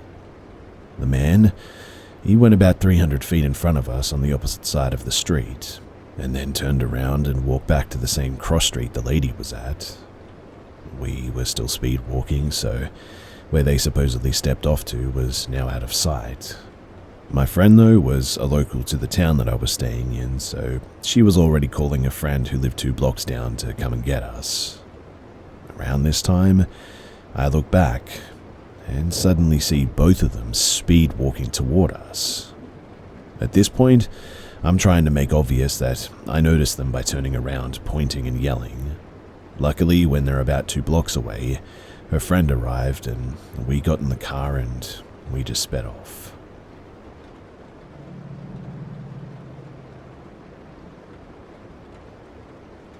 This was all years ago in 2019, during the summer. I was 15 and I was staying at my friend's house while my family was traveling because it was my first summer job. The house that I was staying in particular was at the end of a moderately dingy neighborhood on the top of a hill next to a church. I was sleeping in a spare room, and between it and the rest of the house was a large room with an office, a sort of nook facing the living room on the other side of the wall, and a kitchenette with a big window above the sink on the other side of the room. Well, one particular night, after my work, I was doing laundry, and as I set the basket of clothes on the counter of the kitchenette, a really cold chill went up my spine, and I suddenly felt goosebumps rise all over my body. As I felt this, I looked up at the window, and in the reflection of the room, because it was dark out and the windows act like mirrors, I saw a pitch-black shadow almost to the ceiling with a distinct head and shoulders dart right behind me from the bedroom that I was in and straight through the wall into the living room where my friend's mum was watching TV. I stood there, dumbfounded, and while still with goosebumps and that chill, I went to the living room and his mum looked like she felt something too.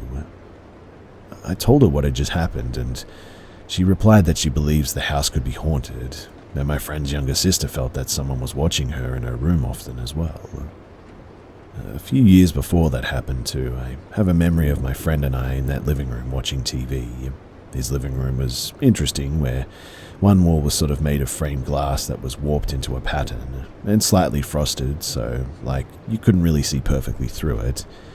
It was night, and I remember we both looked up from the TV and saw a dark mass through the glass that really shouldn't have been there because there was never anything on the other side of that wall that could cast a shadow like that. I also remember me saying, "Is that your dad?" But unless his dad took a bath in black paint, then I don't know what it could have been. They have since moved to a nicer area, and I haven't had any other weird happenings in my life, other than a possible UFO when I was younger. But I still think about what I saw, and I know what I saw, and I felt something that day.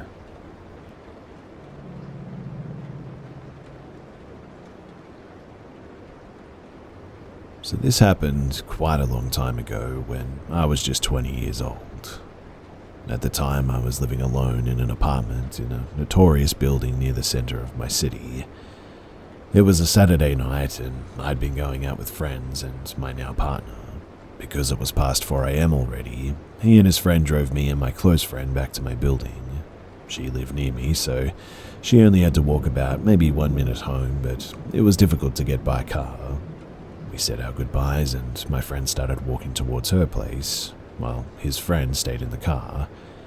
We made out for a few minutes until some guy started hollering from one of the balconies of my building. I felt a bit embarrassed by the publicity of our makeout session, so for me, that was the cue to say goodbye and go inside.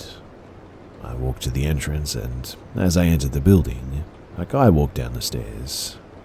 I didn't think much of it, so I just pressed the button for the elevator simply because I didn't feel like taking the stairs to the 6th floor, where I lived. The man, maybe a few years older than me, asked if I had a cigarette. I told him no, sorry, to keep it short and simple. He just nodded, kept staring at me, and stood next to me waiting on the elevator. I felt a bit creeped out by this, but decided to still wait for the elevator and just get home as quickly as I could. At this point, I naively thought maybe he would have just left once the elevator arrived, but he didn't. Once the elevator doors opened, he stepped inside and just waited for me. I got inside the elevator and noticed he didn't press any buttons. I got a weird gut feeling too, so I excused myself and told him that I needed to call a friend. He grabbed my arm at this point and tried to pull me back inside the elevator, saying, No, come here. I told him louder, let go, I really need to make this call, and I pulled my arm hard to free myself. I almost ran outside, but I really didn't know where to go at this point. I was afraid to go back inside, but it was so late that I didn't feel safe outside either, so I just started walking away from my complex and called my friend.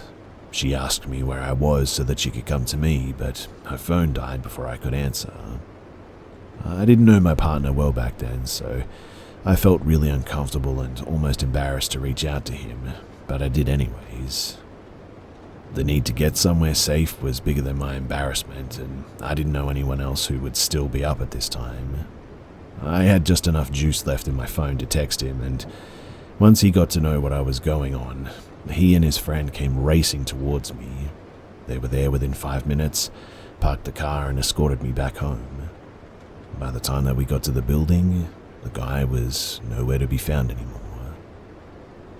They still decided to escort me home to my apartment, and they stayed with me for a while too, until the sun came up, and I felt comfortable enough to go to sleep again.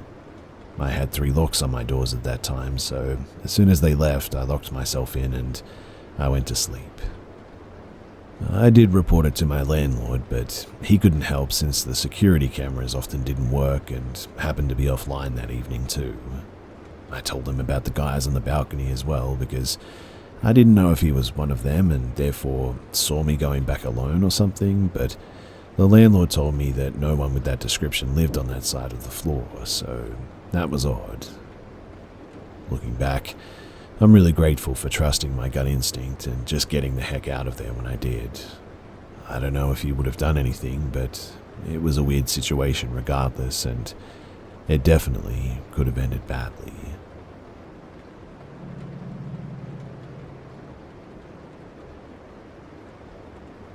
August of 2022. I'm up with my daughter in the nursery in the middle of the night, and I hear the distinct sound of someone coming from downstairs, opening the drawers in the kitchen, and then what sounded like they were cutting veggies or something. My parents are staying with us for a few weeks to help with the new baby, and the guest room is downstairs, so I figured that it's my mum getting snacks.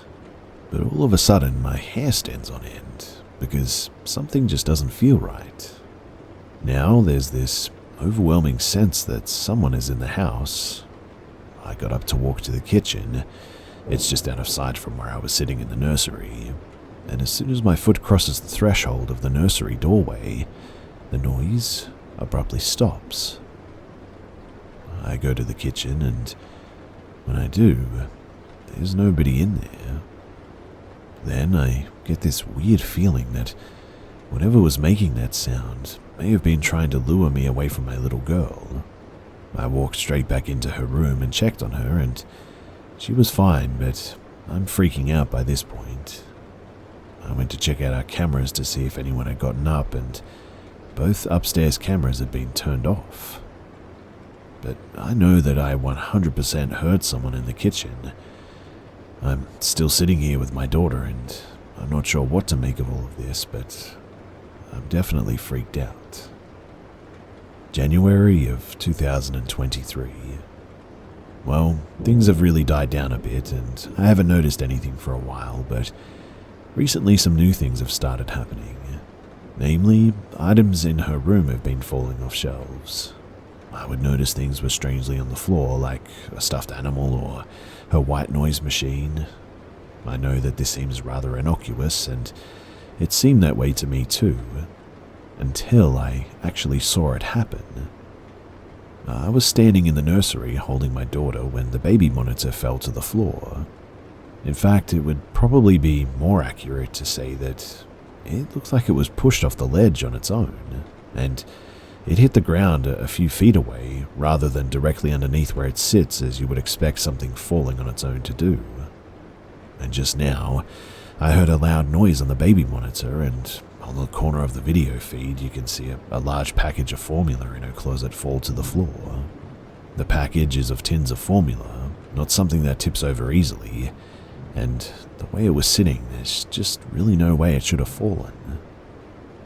I'm getting concerned that whatever was happening before is back in some way, and it scares me that my baby seems to be at the center of all of this. March of 2023. So today, while I was feeding my daughter, she choked on her food, like full on.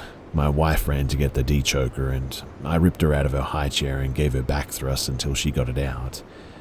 I held her and calmed her down, and just as she gets quiet, my wife and I both distinctly hear a child laughing from somewhere in the house. When I heard it, I looked up at her and she was giving me the same look, and we both whispered in unison, "What the heck was that?" I haven't told my wife about the other things that I've been noticing. I still don't know what's going on, truthfully, but whatever it is, I don't think that it caused my daughter to choke on her food, but I do think that it enjoyed it.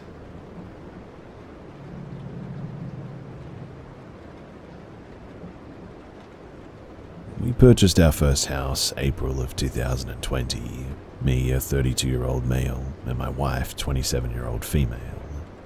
The house, it was built in 1922, and the thought crossed my mind that we may see or hear things, but it has never really bothered me in the past, so I didn't worry too much. But the first thing that happened to me here was definitely the most extreme experience that I've had. My wife likes to collect those limited edition Starbucks cups, and they open at 5 a.m. the day that they were being released, and it's always first come, first serve, so she leaves the house a little after 4 a.m. to go and get them.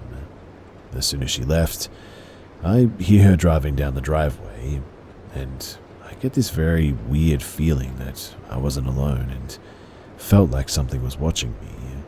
I laid there for a bit and brushed it off as me getting into my own head and managed to fall back asleep. Now, I have a habit of lucid dreaming or having extremely real feeling dreams, and this time my dream starts as me sleeping in bed, in our bedroom in the new house. There was this very angry dark figure with a lady's voice that starts yelling at me. I woke up and I couldn't move. I can't recall anything that was said, if it was even intelligible, but I remember feeling this strong force pushing down on my entire body, dragging me off the bed feet first. Once I was on the floor, I was in a position where my head and shoulder were against the wall and the rest of me was on the floor, still with this same pressure, like someone was holding me down on the ground, and I couldn't move, all while the yelling was occurring.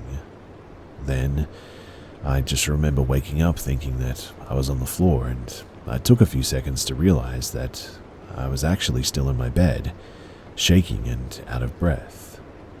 I think that I was yelling in my sleep or something, but still, with that strong weird feeling that I wasn't alone, I was freaked out. Luckily, it was almost dawn at this point, so I got up for the day. Once it became light out, the feeling went away. We burned sage that day, and everything seemed to be fine after that. My second experience here, though, was about a year later. A combination of things happened. The first bit is that my wife witnessed one of our cats hissing at what appeared to be nothing. A few days later, she had left for work on a Saturday, and I was home. I walked down into the basement to check out how much oil we had left because it had been cold for a couple of weeks. And when I go back to the center of my basement, heading towards the stairs, I hear 3 very loud knocks, almost like someone was knocking very loudly on the front door, but it sounded like it was directly above me, which, where I was, would have been in the main hallway upstairs, right by the living room.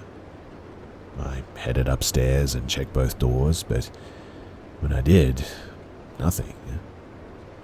All the cats were on the bed or cat tree, plus a cat couldn't have made those sounds by any means. But again, that night we burned a lot more sage throughout our entire house, and everything has been quiet since. I guess the only common factor here is that we're alone for every encounter, never have experienced anything together. Either way, I'm not too worried about it. This stuff doesn't bother me too much, I guess, but if it takes some sage once a year or so, then that's fine by me. But that's my experiences so far, and here's hoping that it doesn't get worse.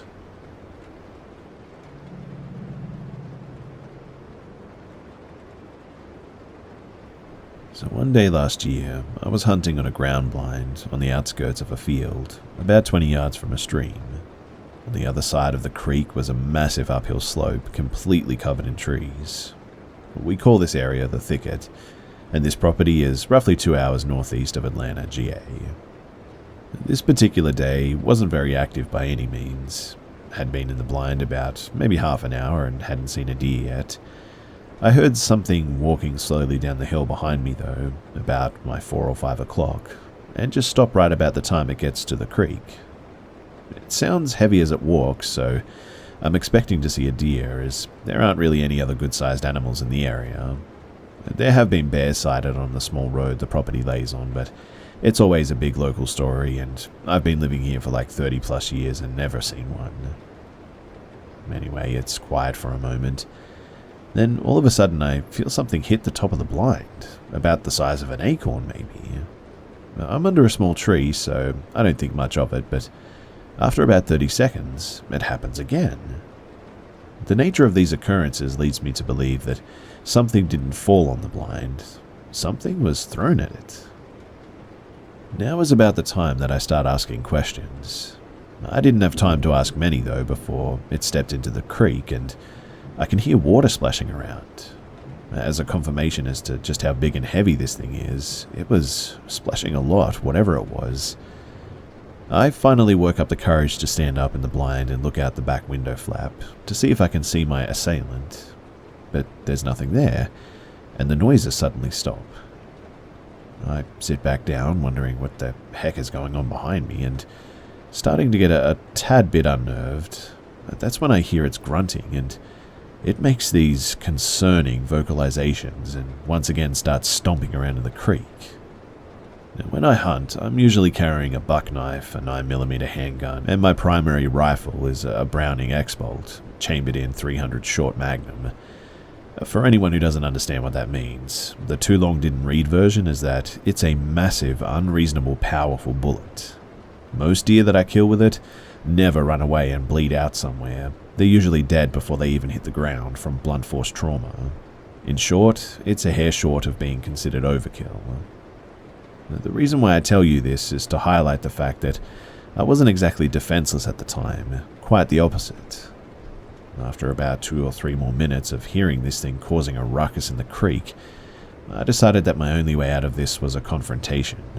So I stand up, unzip my blind, and take the safety off of my shoulder cannon as I step out into the open field. But again, it's just not there. Nothing in the creek, nothing in the field, nothing in the thicket, no sounds of any kind, nothing. I've had about all that I can stand at this point, so I don't care how many guns I have. Nothing that big and that heavy can just vanish into thin air like that. It was time to get back to the RTV and get the heck out of there, and now. But I couldn't even take one step in the direction of my ride when I hear it again, walking slowly back up the hill, deep into the thicket. And I swear this time, I think that I can hear it breathing too. I looked up in that direction, but I couldn't see anything. Needless to say, I haven't hunted in that field again, and to be honest, I don't plan to either.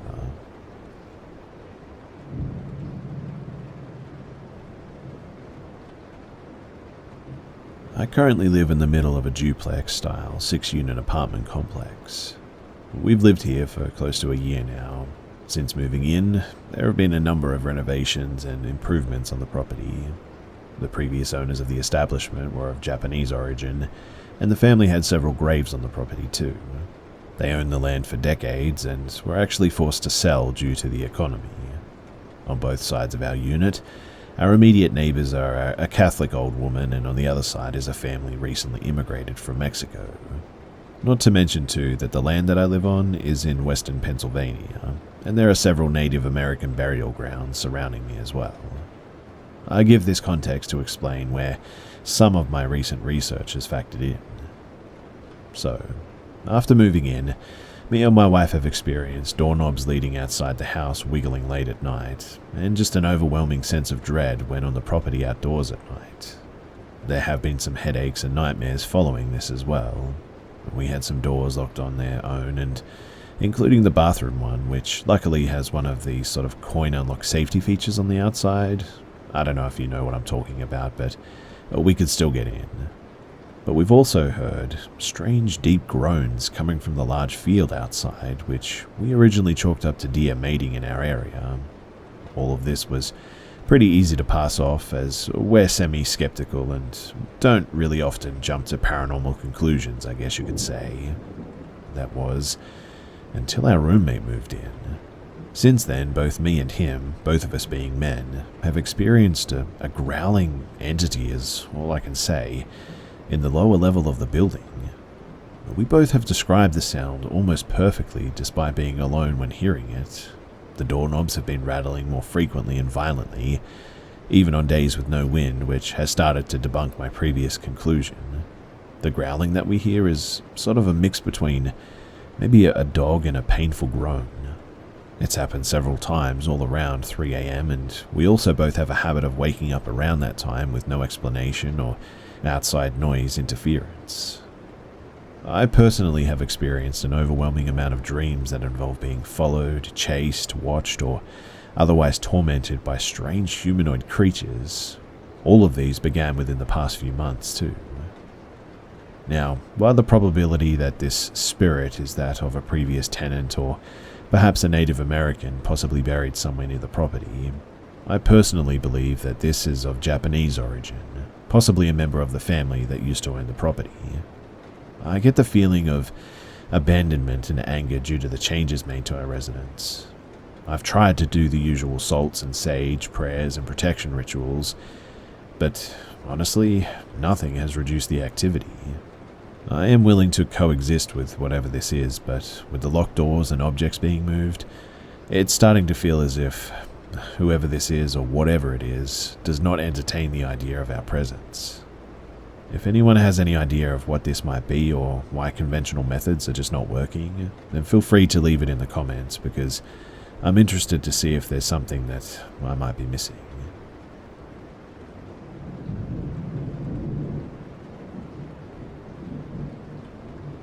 So my grandparents had a holiday vacation home on the Isle of Wight in the UK. The house itself was a Grand Victorian mansion that had been turned into apartments. My grandparents had the ground floor apartment that included the garden with a sea view from the cliff tops, and it was really beautiful. Now, I have a large family, and we all stayed there regularly together or with our separate families, and over the years, family members had seen things like apparitions in the hall, an apparition of a Victorian lady walking across the garden. A few people had witnessed the wardrobe fly open in the middle of the night, but I personally had not seen or heard a thing over 20 years. My grandparents were getting older, and they wanted to sell their holiday home. For the last night that I stayed there with my family, my parents were in one bedroom and my brother and sister were with me in another. There are 2 beds, a wardrobe in the room, along with an ensuite shower. During the night, my younger brother, 12, got up and started sleepwalking. The first and only time, he's now 31. He stood in the ensuite and kept repeating that he had to go to work. My brother hated that ensuite from a baby, and it was dark, creepy, and had no windows. He would never use it. So I guided him back to his camp bed and we both went back to sleep. Later in the night, I woke up because I heard a loud banging sound. I looked around and I saw my brother and sister sleeping. The banging continued. I looked behind me where the sound was coming from and saw the headboard was moving back and forth from the wall. I then realized that my bed was in fact shaking. The room suddenly became blacker than black.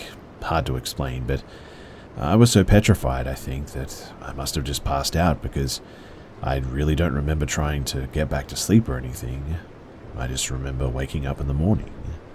When I got up, though, I told my siblings at the breakfast table. My brother said that happened to me, and he said years before the same thing had happened to him, but he kept screaming for Mum and Dad. He said the room got darker too, and he had never told anyone the story, because obviously he thought that no one would believe him.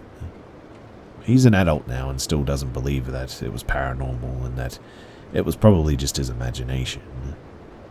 But I personally just really can't explain what happened that night.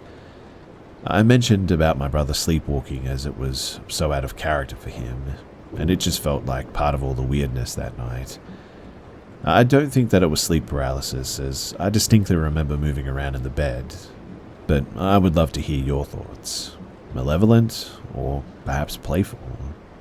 I normally lose people when I get to the bed shaking bit. I know it sounds far-fetched, but it really did happen, and I still have no explanation for it.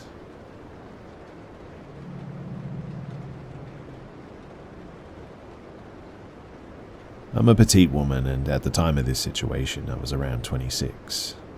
I lived in an apartment that was built into a hill. The front of the building was ground floor. You walked through a door and down a flight of stairs, and my and another apartment were on the ground floor back there. The stairs led to the walkway with the two doors facing each other, and we also had another door behind the apartment, but you would only know about that door if you sort of lived back there. It was a row building with two other apartments connected, so 4 apartments total. You would also only know that back door if you worked maintenance or knew somebody who lived there, I guess. We each had a little patio, though, and a locking door, and at the time that we lived there, we literally never used that door, and even had stuff up against it. So, after I got my daughter to sleep in her room, I was sitting in the living room alone. My roommate, or ex, was out, watching TV and messing around on my laptop, when I hear a knocking, and at first I thought it was coming from the window next to me, but it was actually coming from that back door. I sort of yelled quietly to hold on, move the stuff from in front of the door and open it enough to see and turn on the light. And standing there was this man that I'd never seen before. I had only cracked the door open because I'm 5'2", 110 pounds, a woman, and it's nighttime, around 11 p.m., and there was enough stuff behind the door that it was hard to fully open even if I wanted to. So I looked the guy over and I asked, can I help you? He looks me over and asks if some person that I've never heard of was home. I told him that I didn't know anybody by that name and had lived here for years, so no idea where said person might be, but it definitely wasn't here. He apologized, and I tell him that it's fine, and then I shut the door.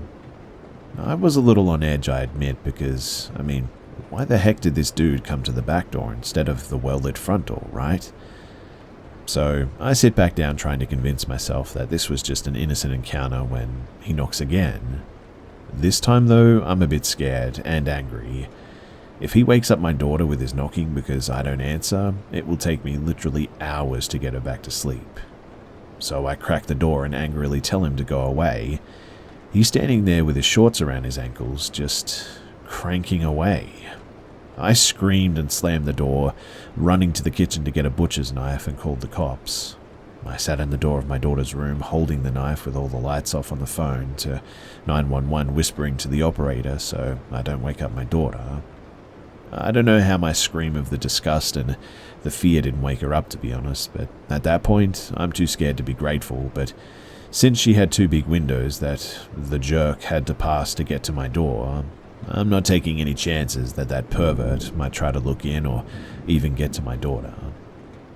Eventually, though, the cops show up, take my statement in my living room. The second cop was looking around for the guy, and this jerk tells me that I shouldn't have opened the door at all. The first time, that is, and especially not the second time.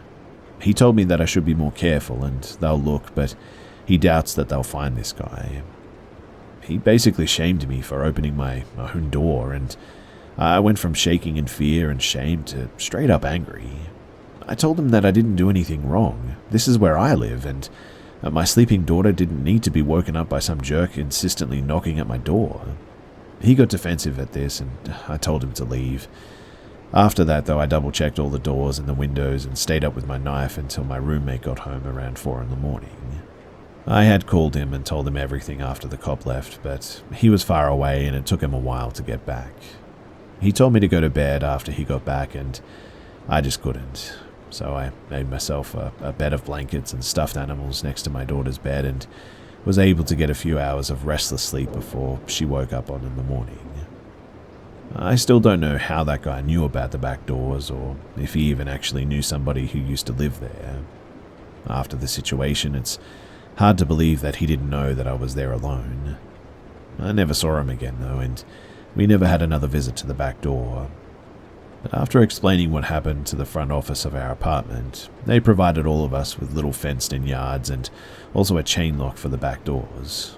We already had them on the front doors. I was on edge for about a week afterwards, but decided to keep a knife next to my bed to grab if somebody ever tried something like that again. I also got blackout curtains and mirror film for the living room so nobody could ever see in. I already had blackout curtains on the bedroom windows, but my cats like to look through the living room window, and their cat hut was up against it, so the mirror film covered when they would pull back the curtain. Still to this day, I keep an X-Acto knife right next to my bed to grab in case of an emergency like this. And all I can say is, ladies, be careful. Don't open your door enough for a person, or a man especially, to put his foot through. And if you don't have enough light to see who's at the door, don't open it at all like I did. That guy easily could have pushed his way into my apartment the second time that I opened the door, and I admit that it wasn't the best idea. And the idea of that still haunts me too. My daughter was only 6 or 7 at the time, and if he got in and took me out, it doesn't bear thinking about what could have happened to her.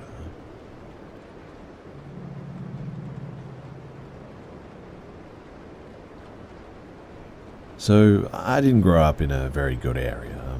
I won't give the location for privacy's sake, but I live in a fairly large city, and at the time I was around 10 or 11. This was overall not a good area, like I said. Lots of gang activity, drug use, that kind of thing. One of those neighborhoods with the jacked up sidewalks and shopping carts strewn everywhere sort of vibe. There was a park a couple of blocks away from my house, and I decided to go on a run and spend some time there on my own. I don't know why I was allowed to leave on my own, to be honest, knowing the area, but it was still light out when I jogged down there. But it started getting dark when I actually reached the park. It was around dusk. The layout of the park, too, was a big sort of rectangle, basically. It faced out long ways, so the shorter side was there where the gate was. It's hard to explain, but I hope you all get it. Now, there was a large set of swings at the very front, and I sat down to hang out there for a bit. At the time, I didn't have a phone with service, I just had music downloaded to listen to. I was sitting with my earbuds in and just got this really awful feeling all of a sudden. It felt like a tingling on the back of my neck, and I knew something was up. I took one earbud out and kept swinging, but I couldn't shake that feeling.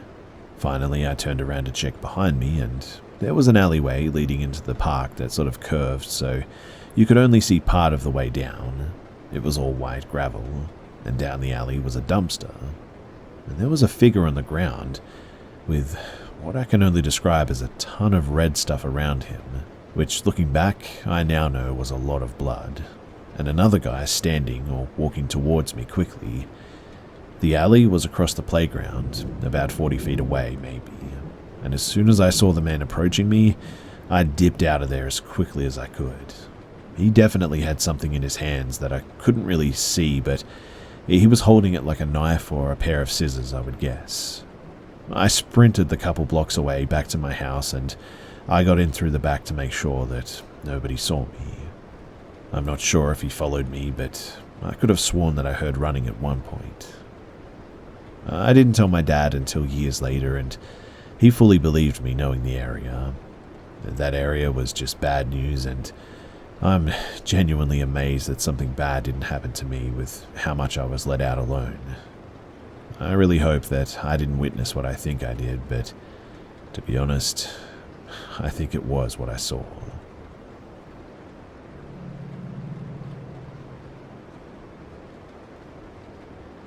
When I was like 16 or so, I'm now 24, female from England, I was sat in my conservatory on the phone to a friend. My conservatory looks out onto my decking, which is followed by my garden. My mum was out in the garden hanging the washing out, and my dad was sat gardening slightly further up. I could see them both. On my decking, we have a large wooden table and a bench set for sort of hosting outside with. You can see through the wood of the benches as there are gaps between the panels. And now, this next part makes me sound so crazy, but I know that I saw it, and I just cannot explain it, and it drives me nuts.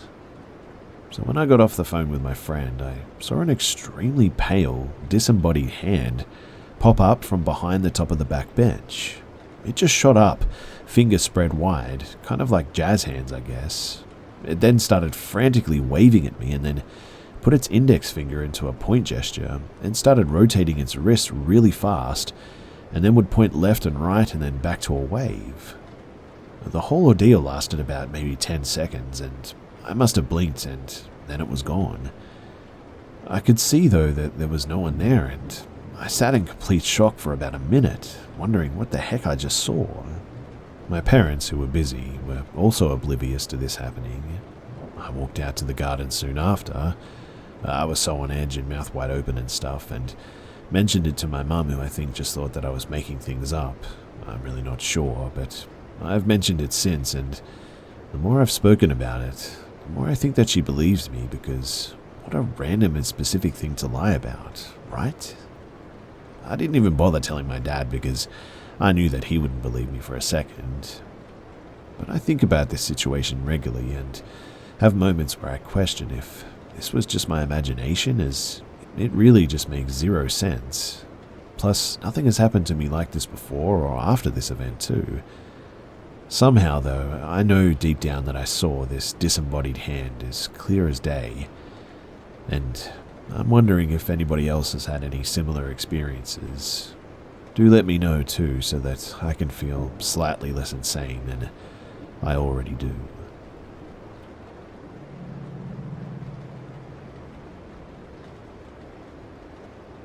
When I was 10, my parents and I went to visit my grandmother for spring break.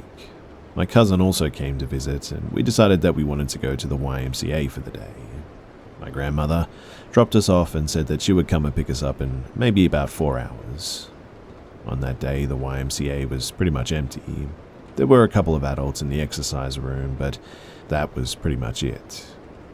So we went to the basketball court, and after 2 hours of playing tag and shooting baskets, we were pretty bored. I've never been the biggest fan of swimming, but this YMCA had a pretty cool pool, so we changed into our bathing suits and we headed in there. The pool was empty except for the lifeguard.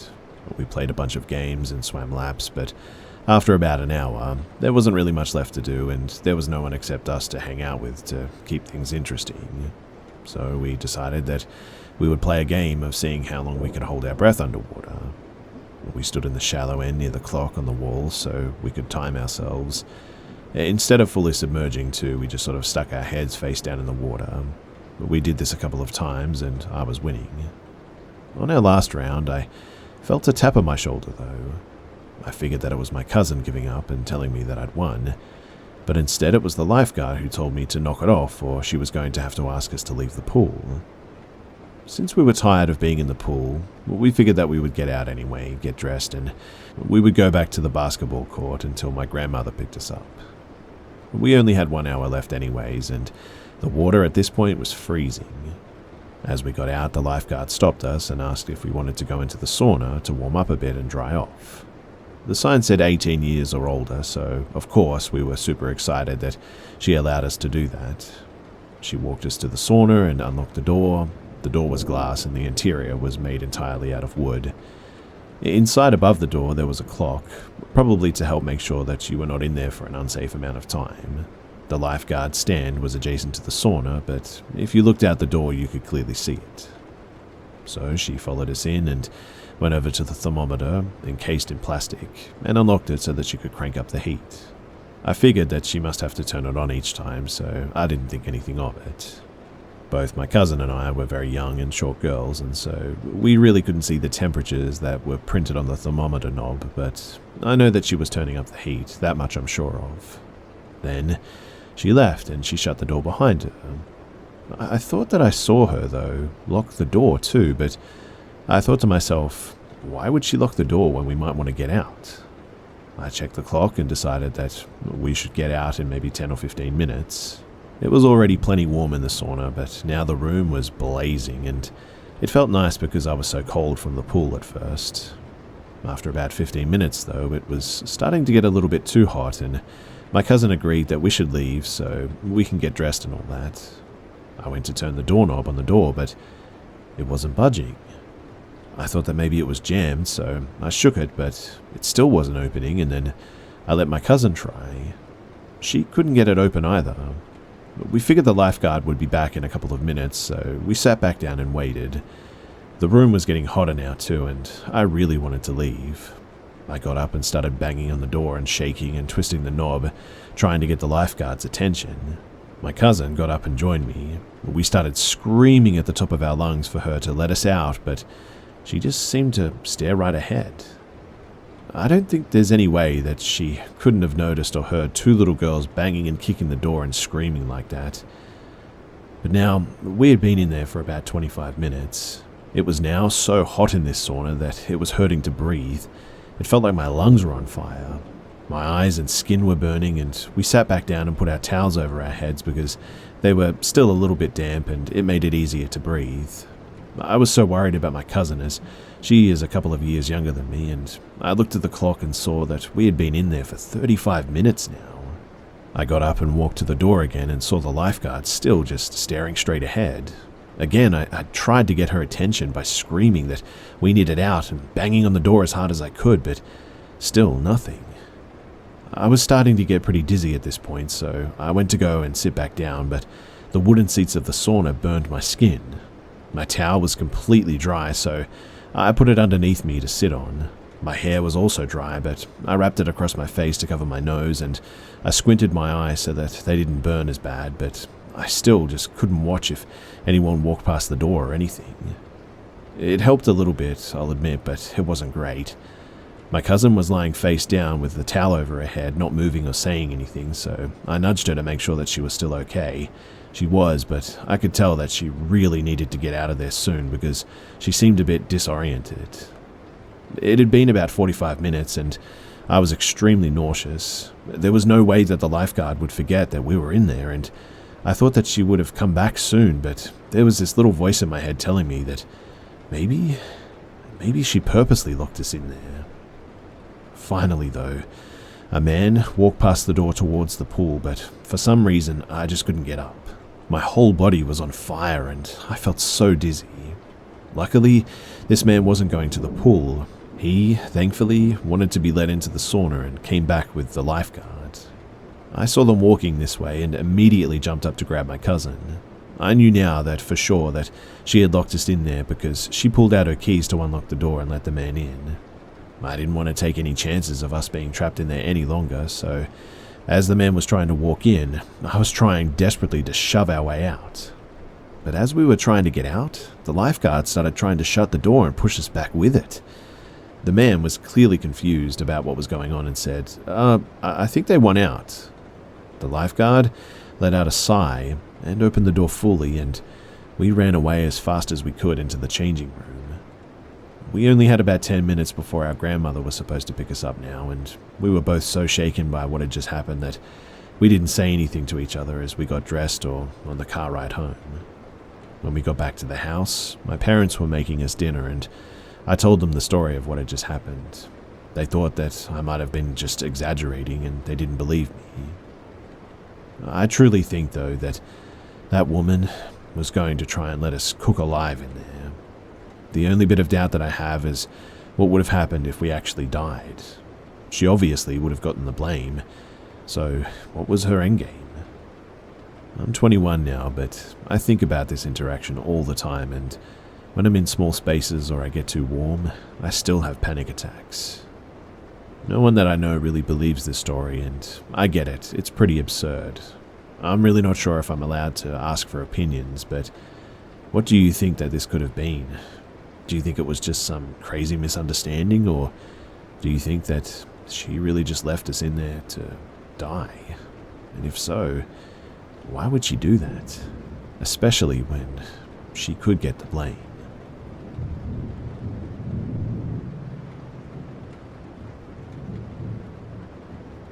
I wanted to share a personal experience that happened to a whole bunch of campers up at Mariposa County, California from years ago. It was a deaf camp when this happened in the summer, near the end of July. So, something weird, very weird happened here, and I wanted to share this story since it was an old, buried memory that I'd just tucked away. As I said, this is during the summer when it was really hot. The campers all have activities and fun things to do throughout the day, and being up in the woods or the mountain terrain, it gets pretty dark relatively quickly around 6 p.m. or so. The boys and girls have cabins separated by gender, so as the boys we have more of a rugged cabin style, I guess you could say, which is more like a wooded lodge lifted up and surrounded by mosquito mesh, 360, our windows, all around the whole cabin to the one doorway in and out. There's a bunch of these cabins scattered throughout the woods too, some close to each other and some not so much. Anyways, one night, I noticed the cabin not being used off in the distance was just dancing with lights, white and blue, from the inside. I was yelling out about it, but it was a deaf camp, so I had to wave everyone's attention to it, and our cabin staff were wondering what we were all seeing. Pretty soon our whole cabin was getting way too excited, so some of them went to the other active cabins to explain what was going on, and they went out to meet some other staff so as to go and see what was happening at the isolated, unused cabin. It was about maybe 6 to 10 campers per cabins, with about 3 staff in each cabin. There were about 6 cabins active out of 9 total, male side cabins that is. With about 20 staff members, the girls' side staff had seen what was going on and joined under the lamppost that we were there outside of, and basically we all just watched as campers from the meshy open-air cabin windows that wrapped around the structure just watched on. These lights were just sort of swirling around inside, almost in a playful manner. But we were watching the whole time, until it just suddenly stopped, and the staff were talking about it and watching from between the cabins the whole time as well, and everyone stopped. Soon they started walking off towards the cabin in pairs of 2, and we never saw the lights again, but we were watching them go to the cabins with their flashlights. Soon they started walking into the woods and separated out like it was a sort of search and rescue style operation, with their flashlights scanning the woods ahead of each of the pairs.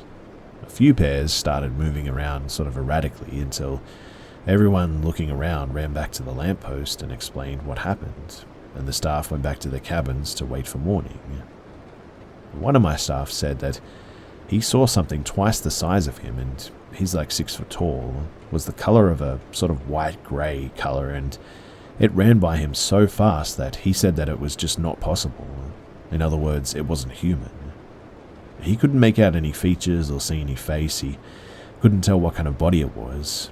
He thought that it was like a huge blob or something. Everyone was freaking out by now, and this was happening at around maybe 10:30 or 11 at night. Obviously, nobody really went to sleep that night until morning came, and the people in charge of the camp, or of the deaf camp program, were telling us in the morning that we can no longer go outside of our cabins after dinner.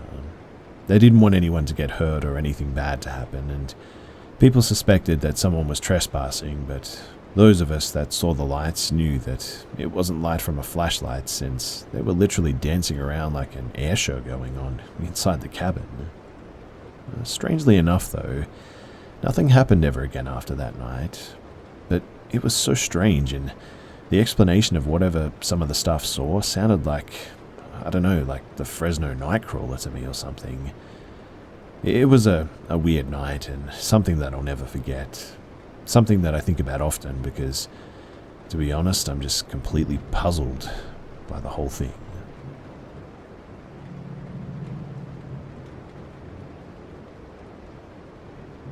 Some years ago, I took a gap year to travel. This story takes place whilst I was living and working along the Gold Coast of Australia, where I was living in a hostel by a beach.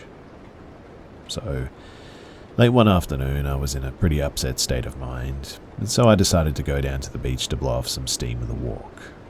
I was actually so upset that I hadn't even bothered to put my shoes on, and I had gone down to the beach in my bare feet. I remember walking into the sand and just telling myself, right, I'm just going to walk to this beach one way until there's no more beach left. I hadn't told anyone where I was going. I hadn't informed anyone of my plans. I wasn't paying attention to the time. I wasn't thinking clearly at all, to be honest. Looking back now, I'm highly aware of the fact that my going off all alone was extremely unsafe on my part. I mean, I was an 18-year-old woman on the opposite side of the world from her family. I'd left in such a hurry that I didn't even think that I'd taken a phone with me, to be honest. So, I urge anyone reading this to always keep a phone on you at the very least for safety, and to always let loved ones know of your plans, especially if you're within a foreign country and will be going somewhere by yourself. Whilst I know that absolutely anyone can find themselves in danger and that we should always all be aware, I feel the need to stress these points all the more to women. But I digress. So, I walked on and on and on, and I'd taken some decent walks along the beach before, but never this far, never like this. For a while, I wasn't even sure if I was going to make it with any light left, but I ended up hitting the end of the beach just as the sun was setting. I remember gazing at its beauty and missing home terribly, craving for the sun to last. But when it went down and the light was pretty much gone, I faced my long walk home. I walked along the sand for a time, but eventually I strayed from the beach and favored a pathway that ran directly alongside of it. I can't remember exactly what it was that prompted me to do this. However, I know that I didn't plan on sticking to the path the entire way. For one thing, the direction that I was now coming from was not an area that I knew well, and I knew that I was more likely to recognize my whereabouts from the beach once I got closer to my hostel. For another, I remember something that I'd been told by a friend that I'd made when I had first arrived in this area, and it concerned a park that we'd come across whilst on a walk. Although deserted at the time, my friend had told me that the park could actually be pretty sketchy at night, and that certain people tended to do hard drugs there as well. I knew that the park was somewhere within this direction, and so I planned to cut back to the beach long before I ever likely came upon it. Eventually, I reached a part of the pathway where bushes blocked off both the beach to the left of me and the city to the right of me. Feeling rather boxed in and on edge, I sort of hurried along, eager to find a break in the bushes. The pathway was no longer lit at this point, and the darkness had really started to feel suffocating. I told myself not to be afraid, but I was feeling extremely uneasy. I was deeply regretting my decision to do this now, and I just wanted to be back somewhere with light and people. But suddenly, I froze, because there was a figure looming in the darkness, a figure tall and dark. It was so dark that I genuinely didn't see him until he was mere feet away from me, I think. I say him, too, because he was tall with the build of a man. I inhaled sharply. He had his back to me and appeared to be wearing a cloak with the hood pulled up. I stood extremely still, my eyes fixated on this dark back, unable to look away. Had he heard me? Then, slowly, very slowly, he began to turn around. I didn't think that it was possible for my heart to race any faster than it already had, but as I looked into the pitch black hole of the empty hood where this face should have been, I swiftly found out that yes, it was entirely possible. I couldn't breathe now. Despite not being able to make out his face in the darkness, I knew that he was staring straight at me. I could feel it with every ounce of my being. Move, I said to myself. My whole body was on fire with fear. I felt as though I'd been riding on my last inhale for a decade. We stood watching each other in silence. I don't know how long we stood like that, but I said to myself again, "Move." And something finally kicked in and I bolted hard. I didn't care about my bare feet. I ran as hard and as fast as I could. There's something about fight or flight that truly does take you to new heights, and I didn't turn around to see if he was following me. I simply kept pushing to get away. I finally made it back to the beach and came across a hotel that I recognized. It was still a little ways away from the hostel, but I desperately needed to sit down, and I wanted for it to just be somewhere safe where there would likely be some form of security, and so I pushed into the pool area and collapsed into a sun chair, shaking. I was still trembling when a kind couple who looked to be in maybe their 50s found me. They comforted me and gave me some fruit from their hotel room, I think, and drove me back to the hostel. I won't ever forget their kindness and generosity too. Now, sometimes I think about the moment that guy turned around and I wonder about his face. I think about that dark hole that I saw. It's wild to think that he's somewhere out in the world being written about now, and despite it being a terrifying encounter at the time, I do hope that if he didn't have sinister intentions, that he's well, wherever he happens to be. I know that that may be an odd thing to say, but you truly never know what someone's going through, you know? I may have stumbled across him at a pretty dark time, or perhaps there was something more sinister going on. I don't know because I didn't stick around to find out. One thing's for sure though, I don't think that I'll ever forget this encounter because it is now burnt into my brain.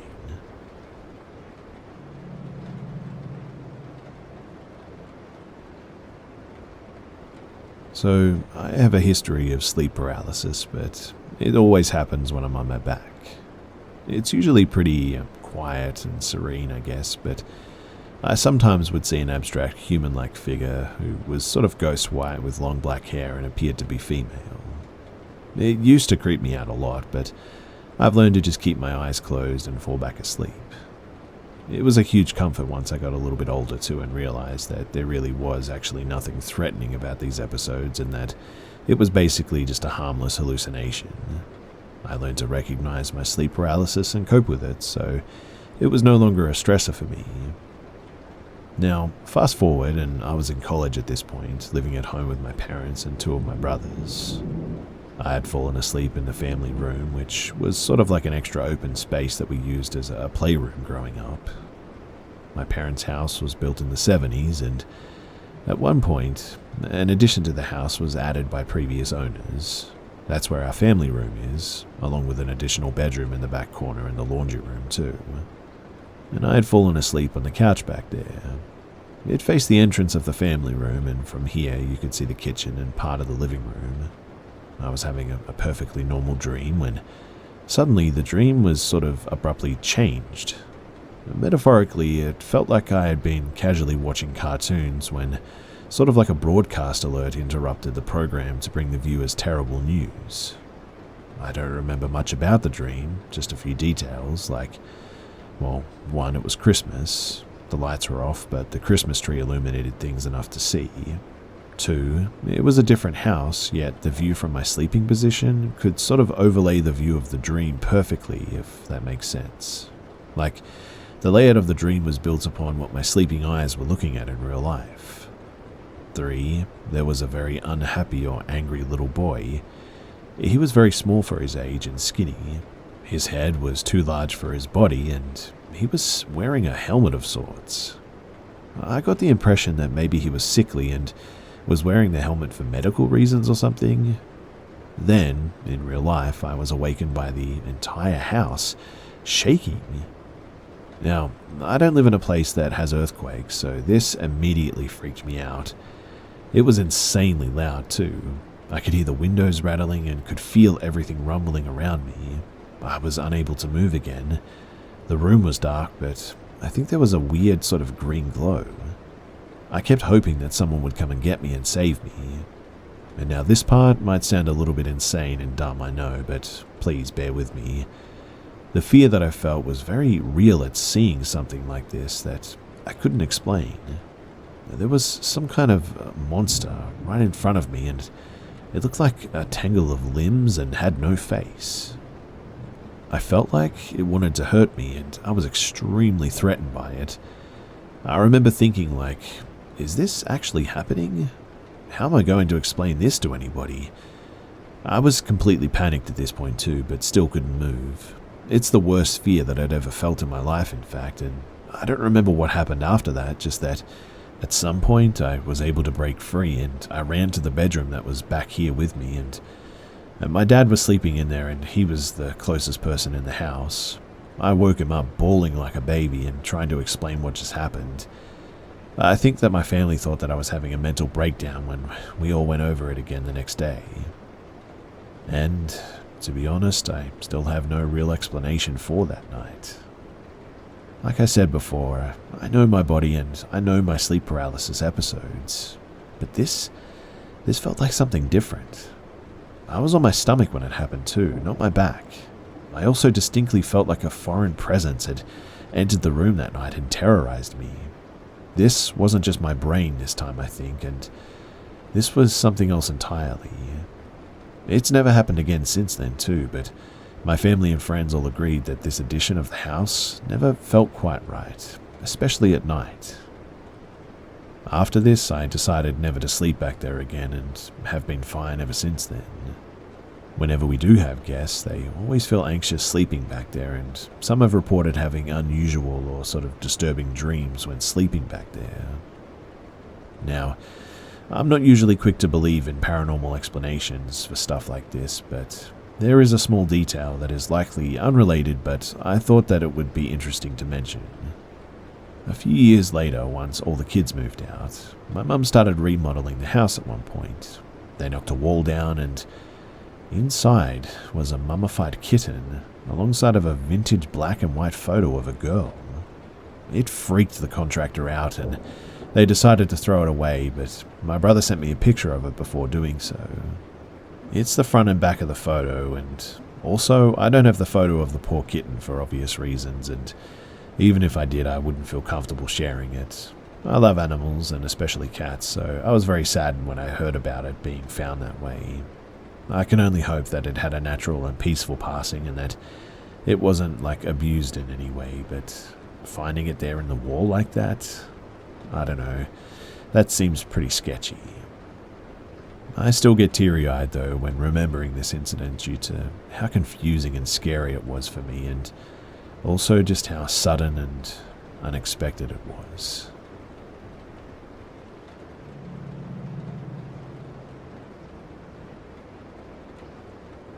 So me and a friend were invited to a house party just for college students in the richer area of the town that we lived in.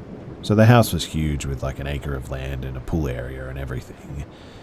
This party was themed to be a little bit naughty, so my friend dressed in a sexy nurse outfit and I dressed as a belly dancer. Majority of the party took place in the house, as there was maybe like 70 people within the house, being very spacious, so not too difficult to get around in. I'm not much of a drinker, but I did have some juice that was available. Some friends pulled me and my friend over to take some pics, and I set my drink down at one point. After what felt like an hour of just taking pictures, I found my cup and took another sip, not even worrying that I left my cup alone for just a moment. But then a man came up to me who looked to be in his late 20s, maybe early 30s. He said my boyfriend's name and said that he's been trying to call me. That's when I realized that I didn't have my phone on me. I have loads of respect for my boyfriend. We always make sure to stay in contact with each other, and since he had to work, I promised that I would contact him, but I had just forgotten. The man said that it was urgent and said that I can use his phone to call in one of the rooms if I'd like. So not thinking at all, I followed the man. If my boyfriend really wanted to call me though, then I knew that it would be something terrible. But as we entered the room, I felt as if I just ran a mile and felt winded all of a sudden. The man closed the door behind me and sat me on the bed and gave me his phone. I started to feel more weak all of a sudden though, like I just got a migraine and just couldn't call. Then I was helped to lay down within seconds, and suddenly I was just out cold. I woke up later not sure where I was or whatever happened, I found my friend rubbing a napkin on my tummy while yelling. It took me a bit to come back to reality, and I realized that I was in a bedroom with my friend cleaning some stuff off of me. That's when I had a panic attack and just realized that I quite possibly may have just been used. My friend calmed me down and told me that luckily didn't happen. She explained that she couldn't find me anywhere and assumed that I went to the bathroom, but after like some minutes I still didn't show, and so she went looking for me and eventually checking the bedrooms and found me laying in bed with this guy and doing or taking something out of my belly button. Apparently he was playing shots with my unconscious body of sucking alcohol out of my belly button. I know, that's really weird, but apparently he was licking salt from my chest and kissing my lips, and she didn't know how long this went on for, but I immediately felt sick and even coughed up from just the thought of it all. Thankfully, my boyfriend got off work early after my friend told him what had happened. He picked me up while my friend asked around about the guy, but of course, no one knew of him or recognized him.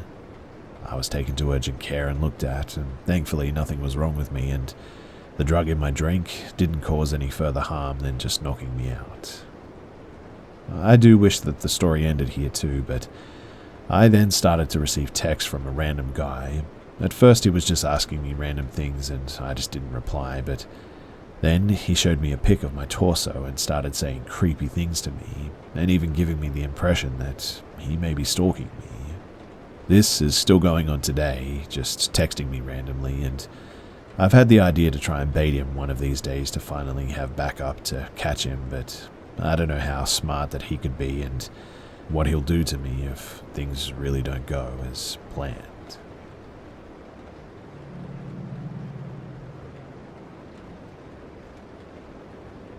In about 2007, I turned 13 and my parents began letting me watch my younger two brothers, ages 10 and 8 at that time. We were allowed to play outside, in the backyard mostly, but we had a long driveway that extended to the front gate facing street that we often used to race each other on toy cars and sitting on skateboards, etc. Our street was on a cul-de-sac, with our house closer to the dead end, so most traffic that came down the street was pretty recognizable immediately. One midweek summer afternoon, though, we were racing up and down the driveway with closed front gate, when I noticed a 6-foot-tall white man with black sunglasses slowly driving by and sticking his head out the window to sort of stare at us with a large grin. My first thought was that he must have been a relative. I didn't recognize him because he looked happy to see us, but then as he drove back around, my instincts started to freak out because his car was slowing down, and I realized that I didn't actually know this man. I quickly told my younger brothers to go inside, and we all went through the back door, which I quickly locked. Then we all stood quiet and hid. I peeked out from our large front windows that only were protected by white curtains, and the man had parked his car across the street and was standing by his car, looking back and forth up and down the street. Don't judge me too, but I remember feeling bad for him because he looked lost or like his car just broke down or something.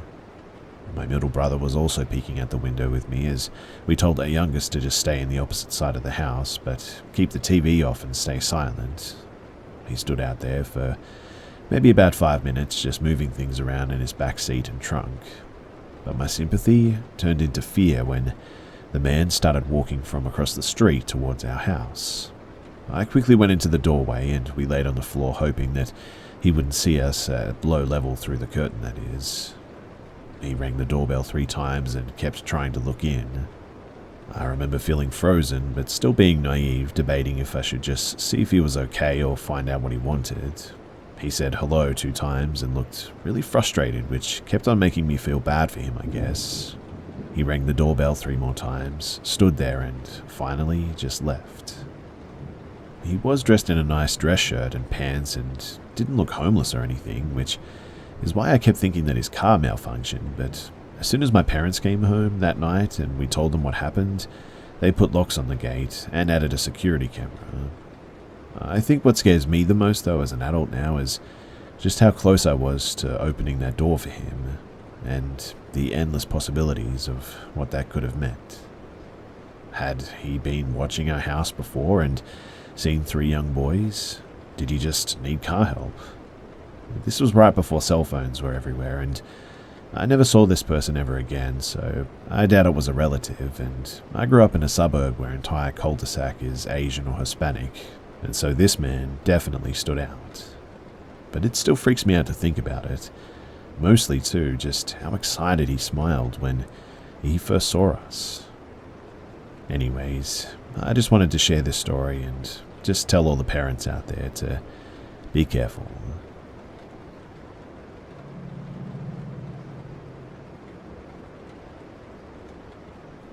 One spring night when I was around 13, I was playing in my garden with a friend.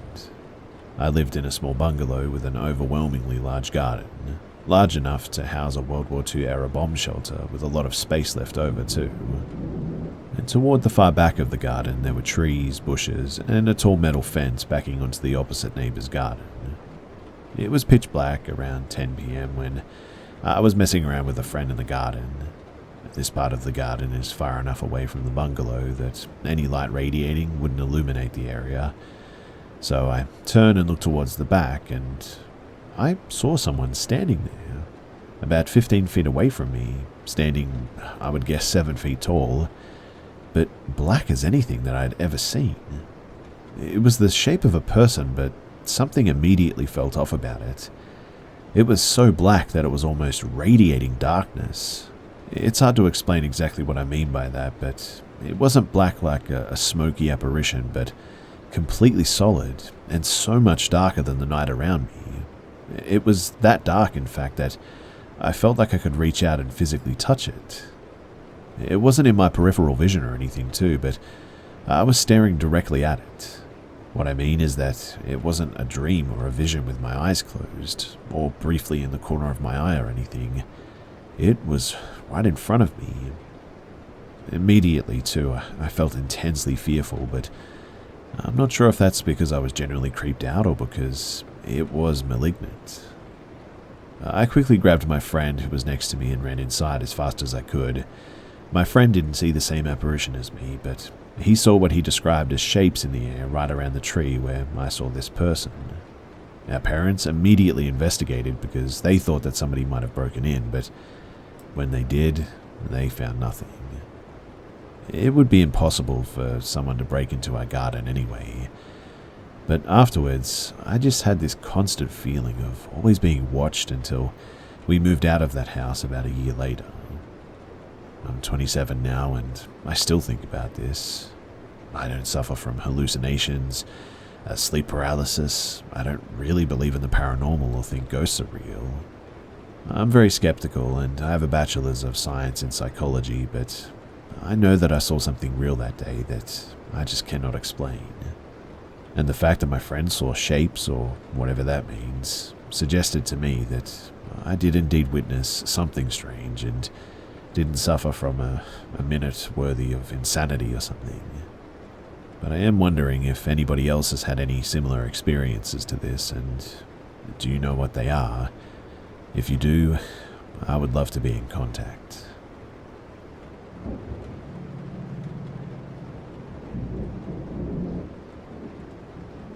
So, for the last 3 years, I have been dealing with something that watches me while I'm sleeping. It all started not long after I moved into a new home. In the early days, it never seemed to show itself. I would just get a sort of feeling of being watched any time that I went near my bedroom window. It didn't really bother me back then, as I just wrote it off as being paranoid. But after about a year, I start to see something in the corner of my eye, but it would dart off onto the roof as soon as I would look at it. I'll describe it to the best of my ability since I've never gotten a real good look at this thing. It has pale whitish blue skin, so skinny that you can see its bones, and has bright white pupilless eyes. I eventually got rid of it by placing salt in front of my window, and that got rid of it for about a year, I think.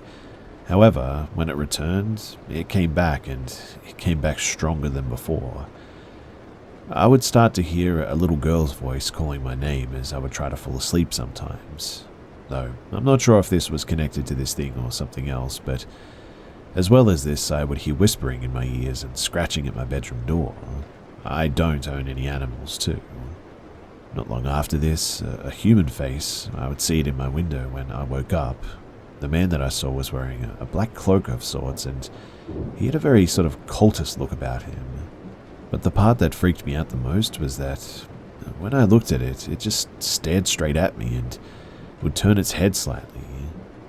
Once I would recover from the shock, I would book it downstairs and I would hide in the basement. When I came back up the stairs, it was gone. The next night, the same thing happened, except that it was sort of like half goat, half man, and its fur was all jet black, and it looked like it was muttering something under its breath. I've only seen one other thing in the time since then, and that was a shadow through the curtains while I was showering, but it disappeared instantly when I opened the curtains. If anyone has had similar experiences or has any idea of what this might be and what I'm dealing with, I would greatly appreciate you reaching out to me because, to be honest, I am terrified.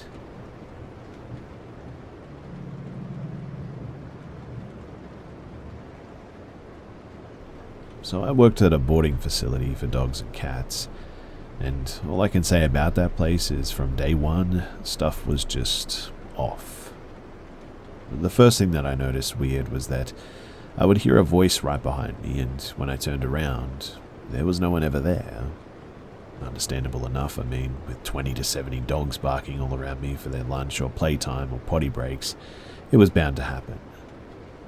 And so I kept discarding these things, until one day, from on top of a low kennel, a partially filled water container, like the ones that you use to water plants with, and we used to fill the water bowls too, flew at me. And there was no way that a dog would have hit it like that and sent it somehow flying horizontally at me. It missed me by an inch or so, and I felt the breeze of it flying past me as I walked by. It hit the kennel across from where it was located really hard, and I just stood there dumbfounded. I knew that something was up then, but still hadn't paid it much mind. Shortly after, I noticed the metal doggy doors that lead from each kennel into an outside run. They would start swinging when I entered the kennel to clean it, or for anything really. I would look at the doggy doors, okay both other sides, no motion from them. If I stepped out of the kennel though, the door would just stop swinging. And well, if this was all it was, then there was nothing new for me to experience weird stuff like this. So what, right? One more story of something weird to add to the list. But one day a co-worker got mad at me and called me. She said that she saw me through the window and asked why I didn't go back and talk with her for a bit. I answered with the fact that I wasn't, nor had I been anywhere near work that day. She thought that I was kidding and went to the front desk to ask, and was told that nobody, in fact, had been through at all for the past couple of hours. This happened 3 times with 3 different co-workers too, where they would see me from another room or yard or something and asked why I never stopped to talk to them, on days that I wasn't even at work. This eventually progressed too, and I was moved up to being the bather for our location, so a lot of dog baths and loud dryers going for the pups. And I kept seeing, every time that I was bathing a dog, my manager and then friend, and also the person whose voice that I heard the most when no one was there with me, standing by my side. She would just stand there waiting for me to turn around and turn off the dryer so that I could see her, and once I did and turned towards her, nobody was ever there. I checked a few times too, and she would always be busy with clients or not even in the building. At this point, some of us girls had already been discussing the weird stuff going on. One friend and I, roughly at the same time, said, "Oh, the mimic or the imitator or whatever," and we looked at each other and sort of smiled nervously. We'd never talked in depth about this stuff because, come on, right? It's weird. Plus, how many people would have taken us seriously anyway? But it turns out that 2 other girls had heard or seen me or the manager more than once when we weren't even there, and it just wasn't us. 2 more things to stick in my memory about this place. 1, we had a storm which led to power flickering on and off. From reception to the back kennel area, where most of the activity seemed to happen, was visible through a large window so clients could see where their fur babies would be kept. As the lights flickered, 3 of us stood in reception past our shift in case we had an emergency. 2 of us were facing that window, and both of us at the same time saw a fast, non-identifiable shadow thing rush past the window even higher than the top of the kennel doors, which, by the way, are like 6 feet tall. We saw this twice during the light flickers too. The second thing that stuck was this. We had these sort of radios, I guess you could call them. We just often forgot to use them or even turn them on. One of my co-workers was outside with the daycare dogs. Dogs were there to just play for the day, when her radio clicked and a voice she didn't recognize said, "Spot's mum is here for the pickup," and cut out. She went to answer, only to realize that her radio wasn't even on at the time. She got that dog ready and took him to the front, where the receptionist said that she didn't call for him. She didn't have any radios on either. We still don't know what it is or what we experienced there, but we do know that it was definitely out of the ordinary.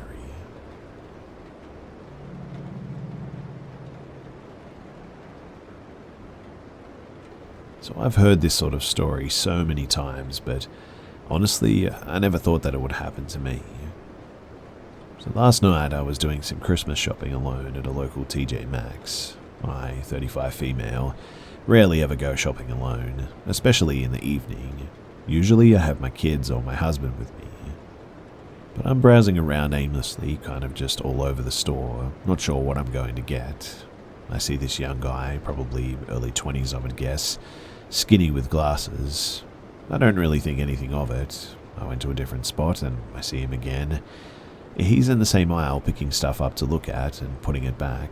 No cart or anything, mind you. My red flags were definitely not raised yet, but it was odd for sure. Then I see him a third time in a different area, doing the same thing, but now stopping and texting someone. My senses started to perk up a little bit at that, like, okay, this is a bit weird, but I'm not nervous yet per se. But I definitely am more aware, I guess. But then it happens again, and this time I know something is weird. He's definitely following me all over the store and has nothing to buy. So I just start kind of zigzagging through the store and I find a coat that I want to try on. At this point I was very wary, but also thinking that I'm being ridiculous and paranoid. But I just had this strong sense that this was not normal. I went into the dressing room for about 15 minutes hoping that I would lose him. I came out and didn't see him for another 20-ish minutes. I was relieved, thinking that I was definitely being paranoid and he probably left. I go to the checkout after almost an hour and a half of shopping with a cart full of stuff. I was the only one in line. I get called to the cash out and I turn around and this man is immediately behind me in the checkout.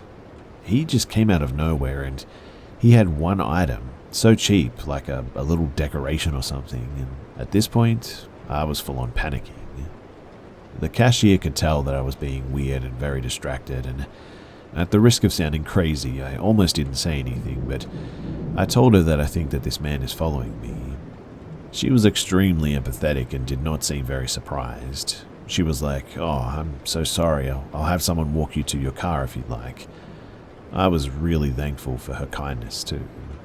The man checked out with his one item and left the store with an older man who I hadn't seen before. The older man had nothing that he had bought either.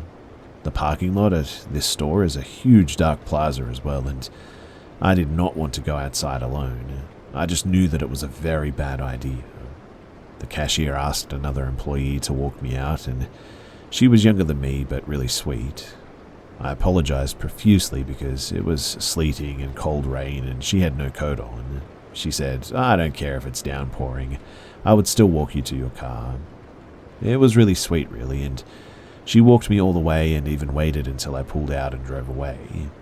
Mind you, the whole time I was shaking like a leaf, but like I said, I've heard this happen to so many women, but I kind of thought that I might just be being paranoid or exaggerating the whole thing. It was extremely scary though, but the more I think about it, the creepier it gets. Because he followed me around the entire store and everywhere I turned, there he was. I have no idea what his deal was, but it was really unsettling. My husband freaked out too and really doesn't want me to go shopping alone anymore. To be honest, I really don't want to shop alone anymore either. If I had not been paying attention or dismissed my bad feelings, I really do think that something bad would have happened that day. As a woman, too, being aware of our surroundings is really important because you just never know if something like this might happen.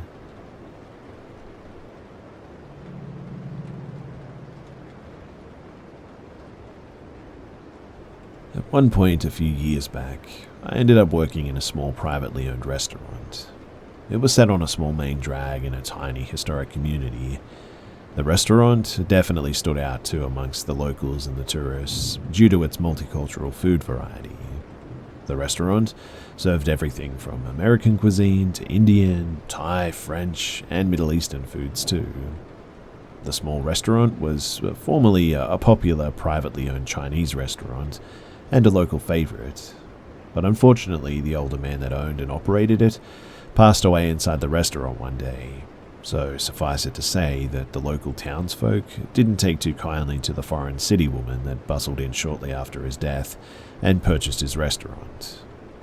Not only was my former boss flaky and irresponsible, but she could also come off as quite curt and rude at times.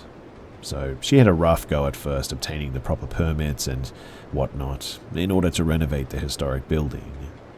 The thing is that when you do certain renovations in an old building like that, the local law requires you to then update a lot of other things that could be very costly.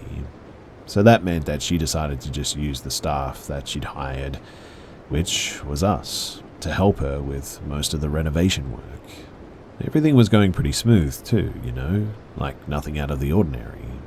That is, until one overcast drizzly day when we're all sort of gathered in the dining area for a staff meeting. As we all sat there quietly listening to the boss lady, something a little strange happened. The front entrance door to the restaurant suddenly opened to about halfway and then carefully closed after a second as though someone had simply stepped in. Of course, there was no one there as the door was almost entirely glass and we would have seen a person on the other side, but we all sort of looked at each other confused.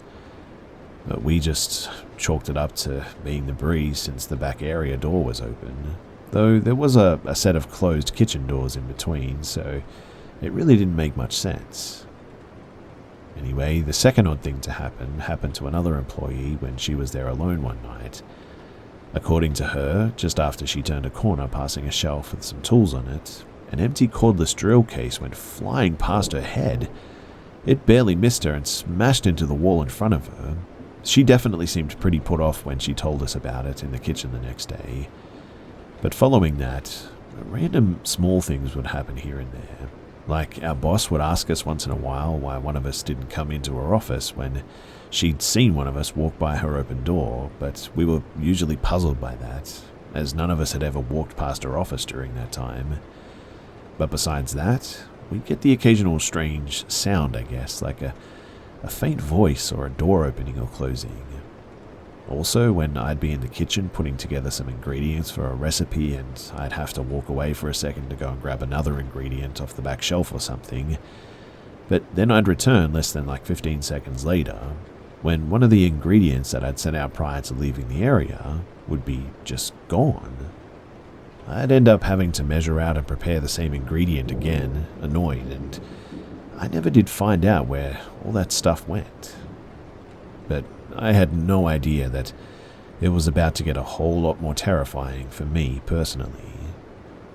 You see, the final thing to happen to me and my co-workers was the worst experience that I'd ever had that was paranormal hands down.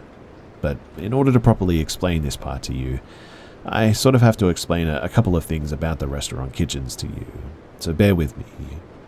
So, in a typical restaurant kitchen setup, you have a cook line, and the cook line is, well, literally that.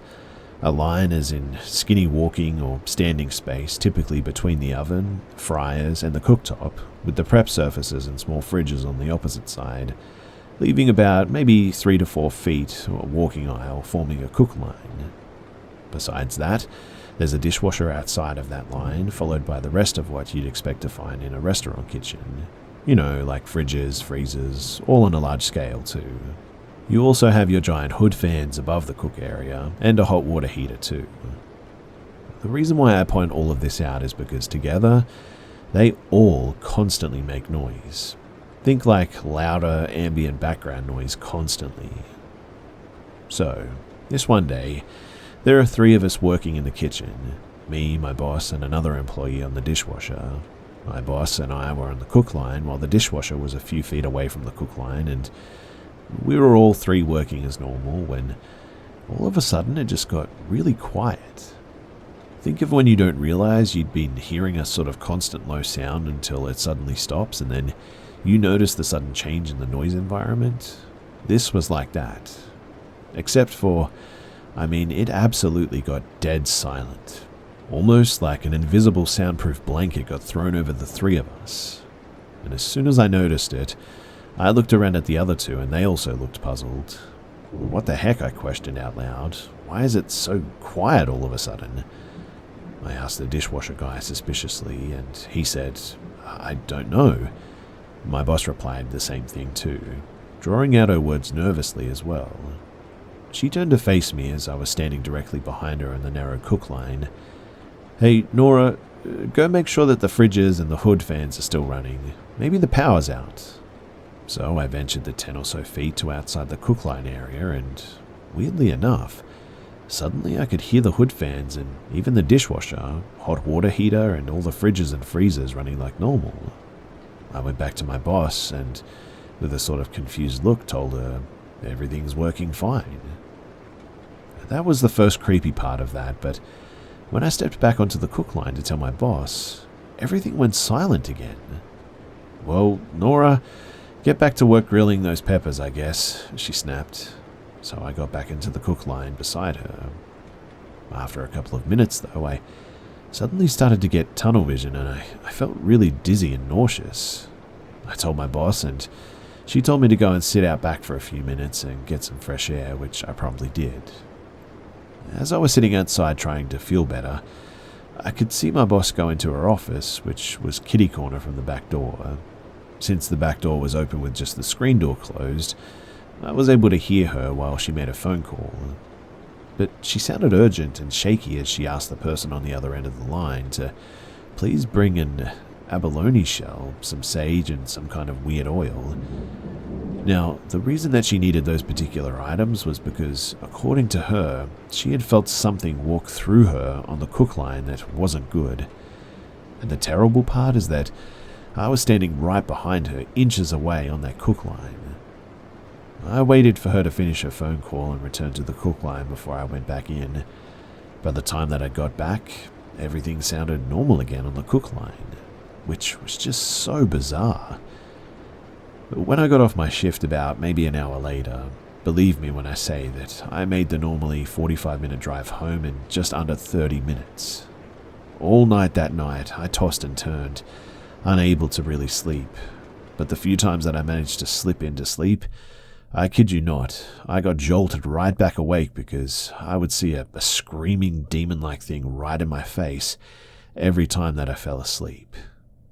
I still don't know if that's related, or maybe it was the adrenaline in my body that was keeping me awake with bad thoughts or something, but whatever it was, that day has got to be one of the weirdest experiences that I have ever had.